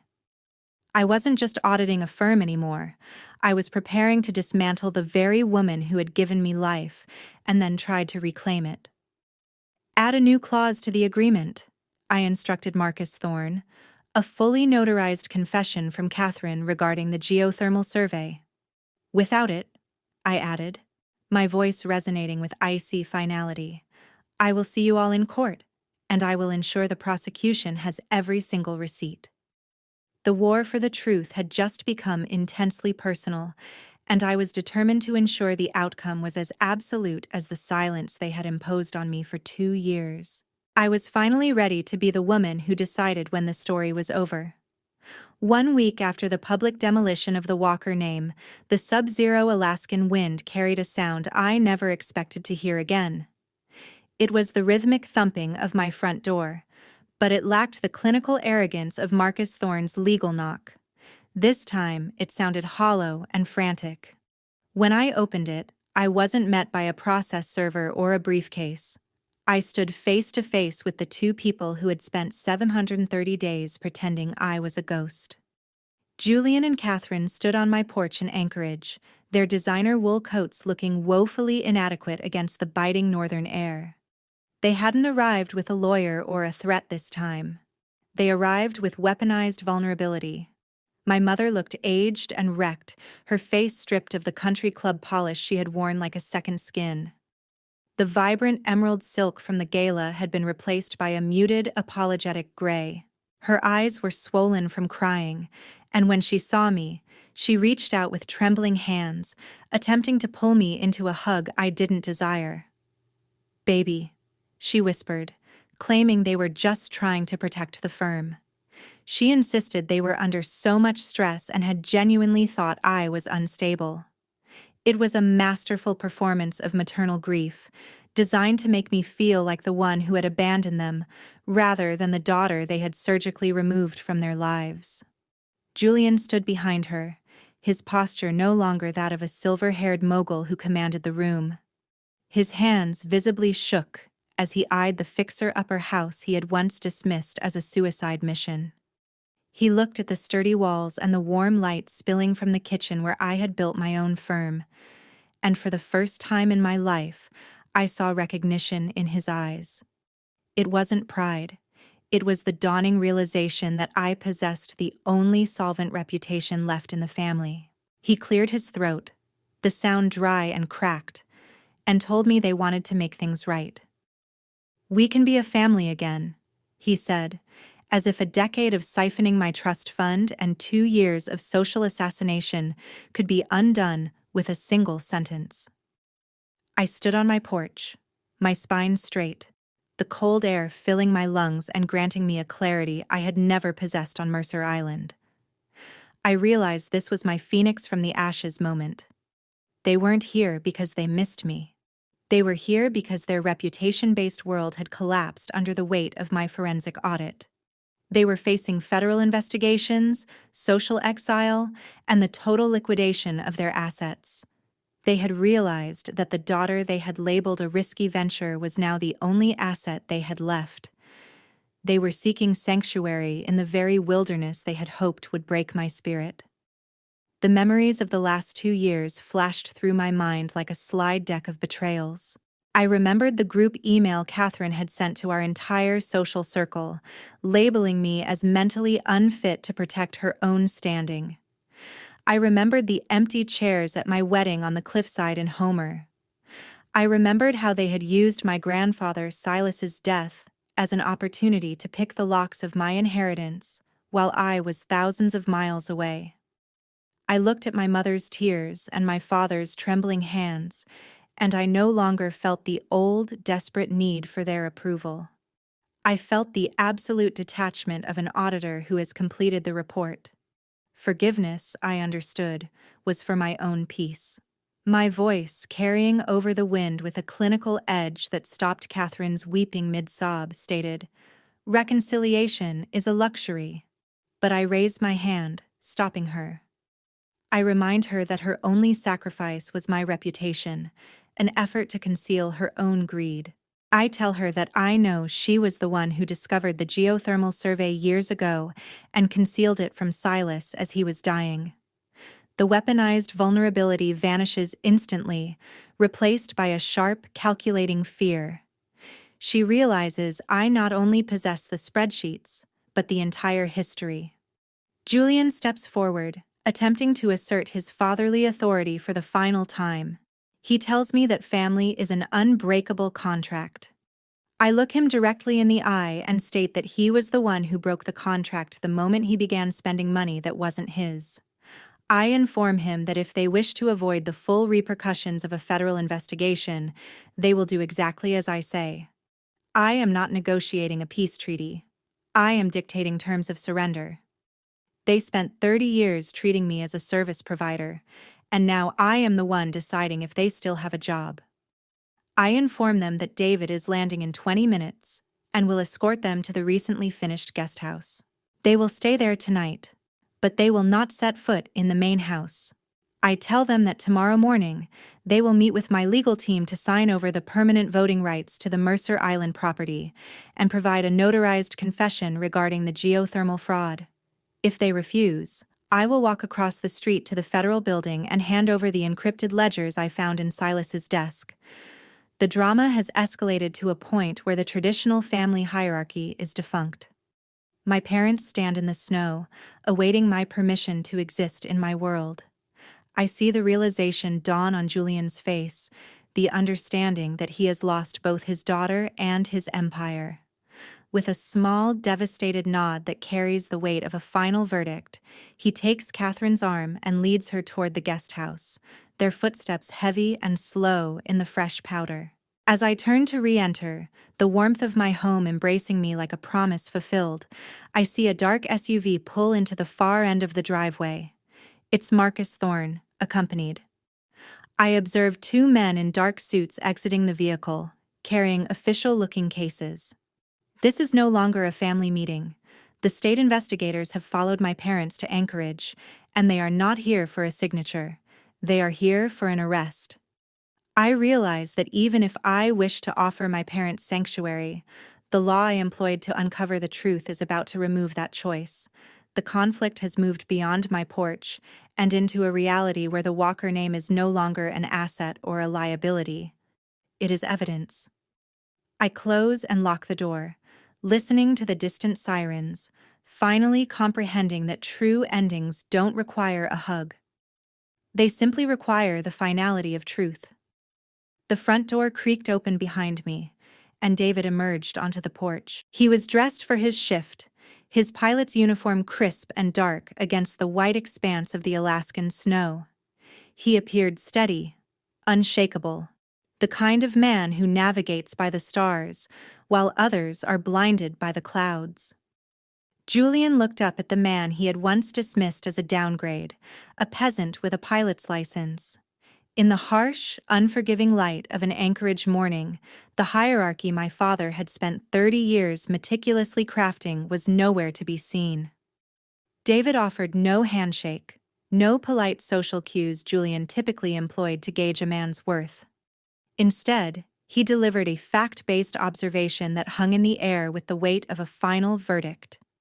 He looked at my father and pointed out that Julian had skipped my graduation and my wedding because he couldn't see my value. He highlighted that now, when I am the sole person capable of saving their home and their freedom, Julian has suddenly discovered his vision. My father remained silent. The logic of American reality had fundamentally shifted. The man who delivered medical supplies into mountain storms for the sake of strangers now stood in a position of unconditional acceptance, while the man who had spent his life flying private jets was caught in a storm of his own making. Julian's silence was the sound of a man realizing his currency was no longer accepted at the only bank that mattered. I reached into my portfolio and produced a document I had drafted with my legal team. I termed it a contract of existence. It was a cold, clinical piece of corporate inheritance justice.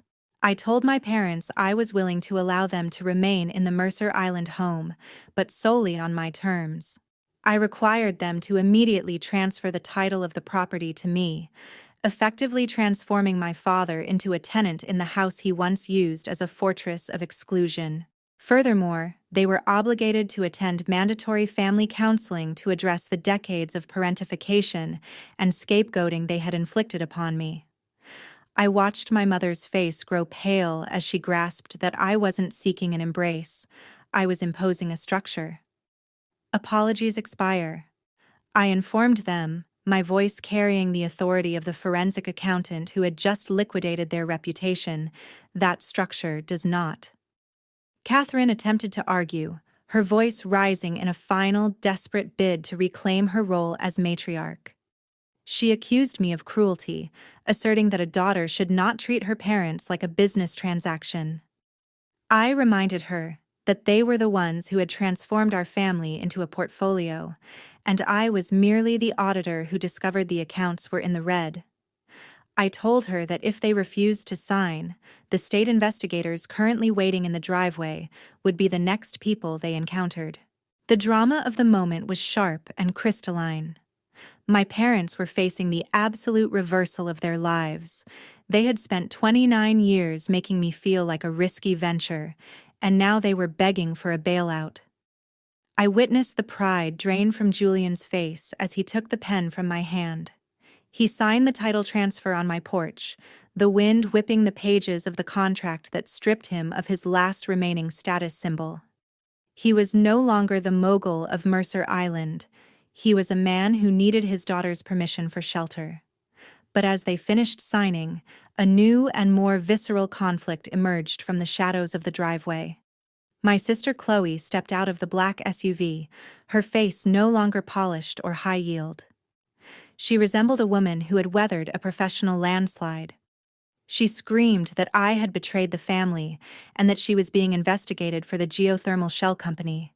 She accused me of being a monster who would condemn her own sister to prison for a piece of land. She lunged toward me, her designer handbag swinging like a weapon. But David stepped between us with that quiet, unshakable strength that had protected me for 3 years.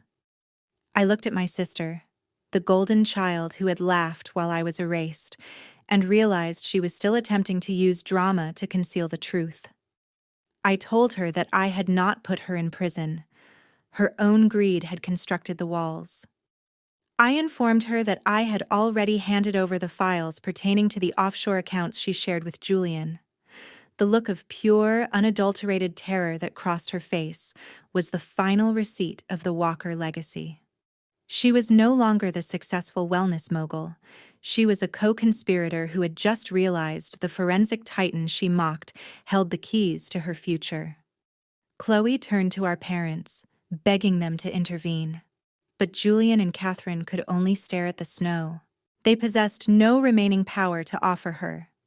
They had traded their authority for a guest house and a reprieve from indictment.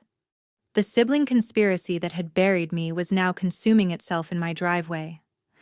I felt a sense of peace, not born of revenge, but from the absolute clarity of truth finally filling the room. The Walker brand was dead, and its wearers were finally forced to confront the wreckage. I told Chloe she could stay in the guest house with our parents for the night, but she would be meeting with federal prosecutors in the morning. I informed her I would not be her character witness, nor would I fund her legal defense. She looked at me with a hatred as profound as the silence they had imposed on me, but I did not flinch. I had spent 2 years learning to survive the cold, and my sister's fury was nothing compared to an Alaskan winter. As they walked toward the guest house, a defeated, broken line of people, I realized the logic of my survival was now complete. But as David and I turned to re-enter, a new and unexpected conflict arrived. A state trooper's cruiser pulled into the driveway, its lights casting a rhythmic red and blue glow against the snow. The officer stepped out and asked for Emily Walker. He informed me there had been a development in the Toledo project. It turned out the Energy Consortium wasn't merely interested in the geothermal vent. They had discovered evidence of a massive, unreported environmental violation on the adjacent parcel, a parcel owned by the investment firm Julian had managed for 40 years. My father hadn't just been embezzling, he had been concealing an ecological disaster that could bankrupt the entire district. The war for truth had just expanded from a family trust to a statewide crisis. I realized my audit had uncovered more than just a swindle. It had revealed the genesis of a catastrophe. I looked at the guest house where my father was presently seeking a way to rescue himself, and knew that the next 24 hours would determine whether the Walker name would be remembered as a dynasty or a crime scene. I turned to the officer and told him I had the files he needed. I was no longer just a daughter or a creditor. I was the state's primary witness in a case that would redefine the very logic of integrity throughout the Pacific Northwest. As the sirens echoed through the Anchorage night, I understood that true endings aren't about walking away. They are about standing firm until the last lie crumbles. The Anchorage sky was a bruised purple as state troopers led Julian and Catherine toward the idling cruisers. I watched from the porch, the cold air no longer biting but feeling like a clean slate. As my parents walked down the driveway that David and I had paid for, I felt a profound shift in the architecture of my own identity. The final gatekeeper had moved. For a lifetime, I believed I was a daughter awaiting a verdict of worthiness that would never come. Now, watching the red and blue lights reflect off my father's defeated shoulders, I realized I was finally free from the need for his approval. I don't hate them. Hate is a chain that would tether me to the very trauma they used to define me. I thought of Wendy Dixon and her realization that freedom isn't about revenge, it's about occupying space without asking for permission. I have $4.2 million in assets, a thriving forensic firm the state now relies upon, and a husband who has never once viewed me as a risky venture. David is the man who shows up, the pilot who flies into the storm while others await a sunny day. He stands beside me, his hand a steady weight on my shoulder as the sirens fade into the distance. We have built a sanctuary in the wilderness that my mother, Catherine, had hoped would break me. But as the driveway darkens and the neighborhood returns to its quiet, snowy stillness, I realize the unexpected payoff still awaits me inside. The forensic audit of the Walker legacy is complete, but the story of my grandfather Silas is just beginning. I walked back into the house and went directly to the kitchen table. David followed, sensing the shift in my energy. I pulled out the small leather-bound diary Silas had left in a floorboard compartment of the Titna shack, the one item Marcus Thorne's legal team never got their hands on because they were too busy excavating dirt to notice the floor. I opened the weathered pages, the scent of old paper and tobacco filling the room. It wasn't just mineral data or geological survey notes. It was a hidden patriarch's secret that reframed the logic of my entire survival. Silas hadn't just left me the land as a symbolic gesture of love. He had bequeathed me a 15% silent stake in the very energy consortium, TerraCore Power, that was now bidding on the geothermal rights. My grandfather was a man who understood the architecture of a lie better than anyone. He knew his son Julian would eventually falter because Julian built his life on siphoning value rather than creating it. Silas had spent 40 years watching Julian transform the family firm into a house of glass, and he knew the only way to protect the family legacy was to bypass the current generation entirely. He had constructed a second-chance safety net for the only grandchild who saw the mountain. Using a series of shell companies in the late 90s, he had invested in the early exploration phases of the geothermal project. He had placed those shares in a private trust that would activate either upon my 31st birthday or the moment an outside firm made a formal bid on the Talkeetna parcel. I sat back in my chair, the weight of the realization making it difficult to breathe. For 15 years, while I worked 3 jobs to fund my certifications and ate ramen on the floor of a fixer-upper, I had been the wealthiest asset in the entire family. I was a multimillionaire before I ever signed my first state contract, and I hadn't even known it. The logic of my survival wasn't a stroke of luck or a desperate scramble against the odds. It was premeditated by the only man who truly loved me. Silas knew that if he gave me the money too early, Julian would have found a way to litigate it away from me. He waited until I had become the forensic titan capable of protecting it. He waited until I no longer needed the money to recognize my own value. The irony is so sharp it almost stings. Julian and Chloe had spent 2 years trying to swindle me out of a rotting shack, completely unaware that in doing so, they had triggered the very mechanisms that granted me a seat at the head of the table they were attempting to sell. By sending Marcus Thorne to Anchorage, Julian had inadvertently handed me the keys to the entire geothermal consortium. I am not merely a landowner with royalty rights. I am a major shareholder with the power to veto the very deal Julian's firm was counting on to cover his embezzlement debts. My grandfather didn't just give me a leg up, he gave me the power to foreclose on the people who tried to erase me. I looked at David and explained the mathematics. The 15% stake in TerraCore means I am now the primary obstacle to the acquisition Julian's firm was relying on for their bailout. The state's ecological investigation into Julian's firm will trigger a forced liquidation. And because of the silent stake Silas left me, I am first in line as a secured creditor. I don't just own the Mercer Island house now, I own the future of the firm that disowned me.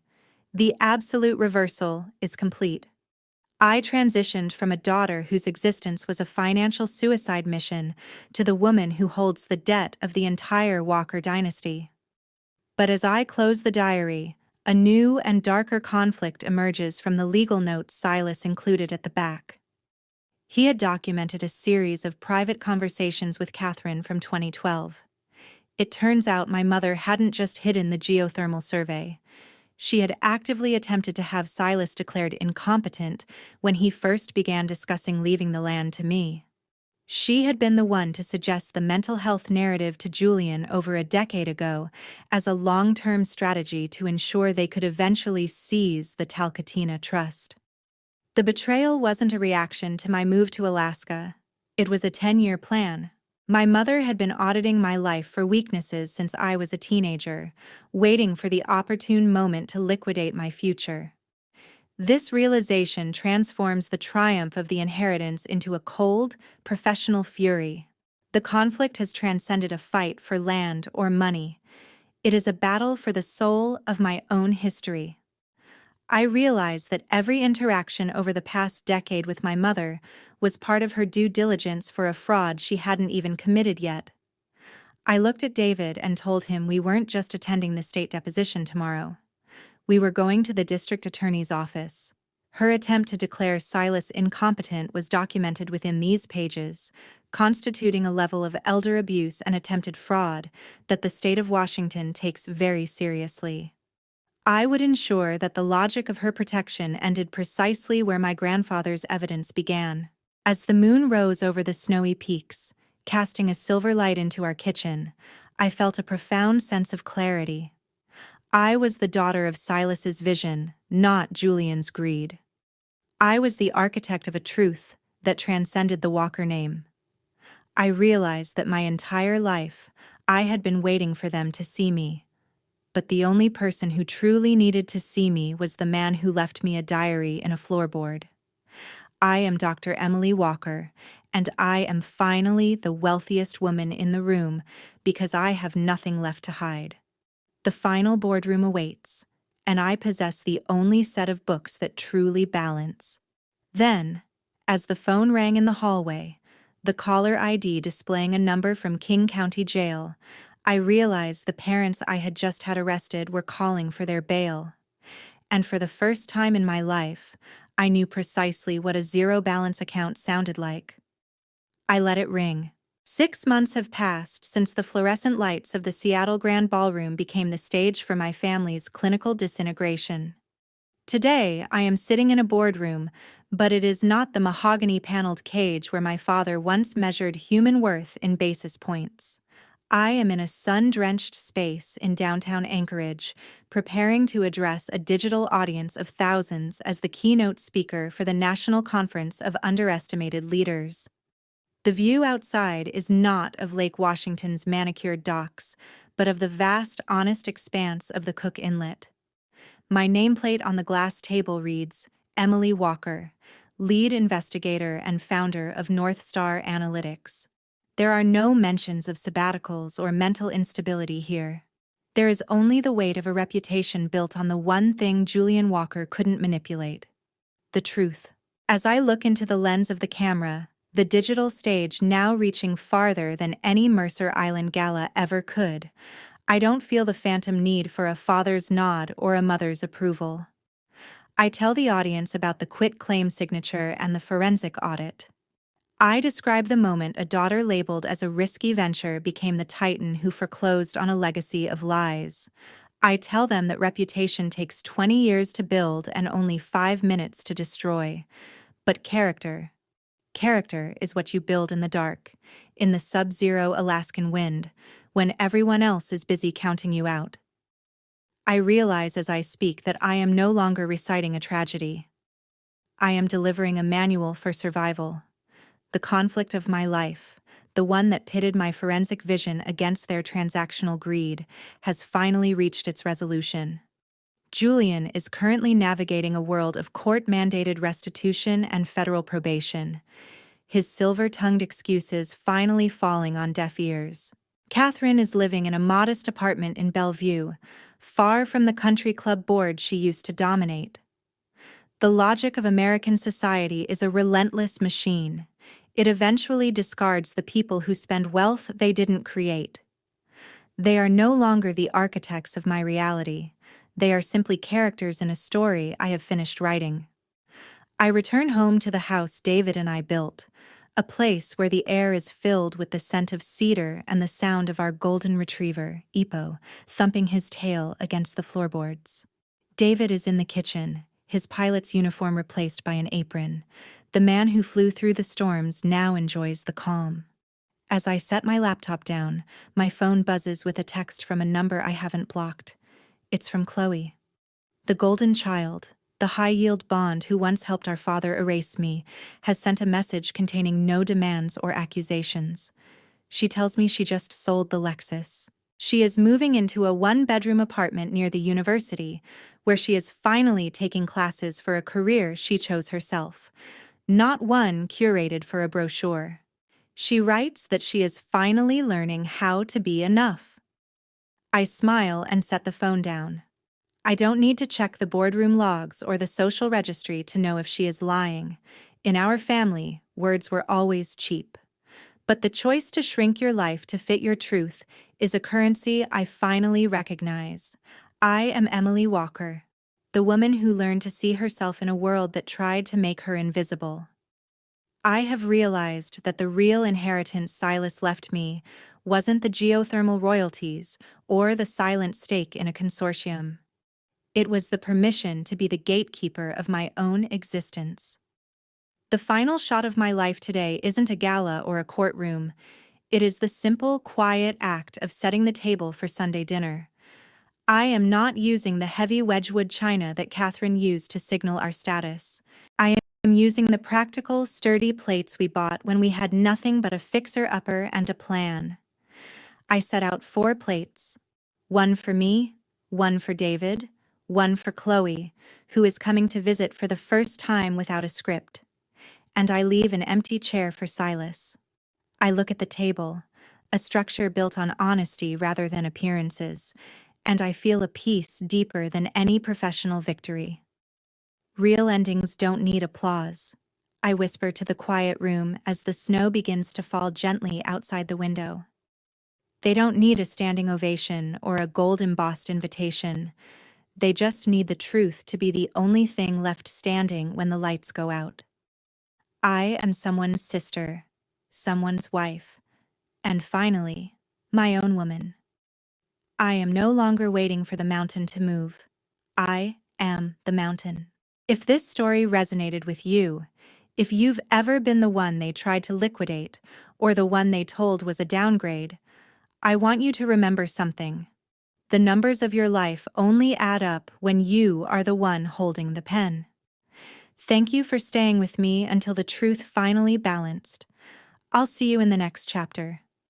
6 months have passed since the fluorescent lights of the Seattle Grand Ballroom became the stage for my family's clinical disintegration. Today, I am sitting in a boardroom, but it is not the mahogany-paneled cage where my father once measured human worth in basis points. I am in a sun-drenched space in downtown Anchorage, preparing to address a digital audience of thousands as the keynote speaker for the National Conference of Underestimated Leaders. The view outside is not of Lake Washington's manicured docks, but of the vast, honest expanse of the Cook Inlet. My nameplate on the glass table reads, Emily Walker, lead investigator and founder of Northstar Analytics. There are no mentions of sabbaticals or mental instability here. There is only the weight of a reputation built on the one thing Julian Walker couldn't manipulate: the truth. As I look into the lens of the camera, the digital stage that now reaches farther than any Mercer Island gala ever could, I don't feel the phantom need for a father's nod or a mother's approval. I tell the audience about the quit claim signature and the forensic audit. I describe the moment a daughter labeled as a risky venture became the titan who foreclosed on a legacy of lies. I tell them that reputation takes 20 years to build and only 5 minutes to destroy. But character is what you build in the dark, in the sub-zero Alaskan wind, when everyone else is busy counting you out. I realize as I speak that I am no longer reciting a tragedy. I am delivering a manual for survival. Looking back at this journey, I've distilled 5 essential lessons for anyone navigating their own storm. 1. The truth is patient. It doesn't matter how loud a lie is or how many people believe it. Facts do not expire and will eventually demand to be seen. 2. Success is the ultimate reputation. You don't need to argue with those who diminish you. Building a life they can no longer ignore is the most devastating response possible. 3. Family is a choice, not a contract.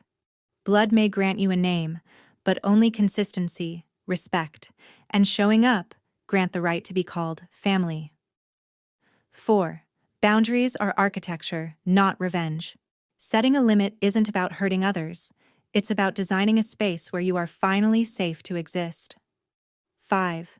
Your worth is internal. Seeking approval from those committed to misunderstanding you is a zero-balance account. You must learn to see yourself first. I return home to the house David and I built, a place where the air is filled with the scent of cedar and the sound of our dog thumping his tail against the floorboards. David is in the kitchen. The man who flew through the storms now enjoys the calm. As I set my laptop down, my phone buzzes with a text from Chloe. She writes that she is finally learning how to be enough. I smile and set the phone down. I am Emily Walker, the woman who learned to see herself. Real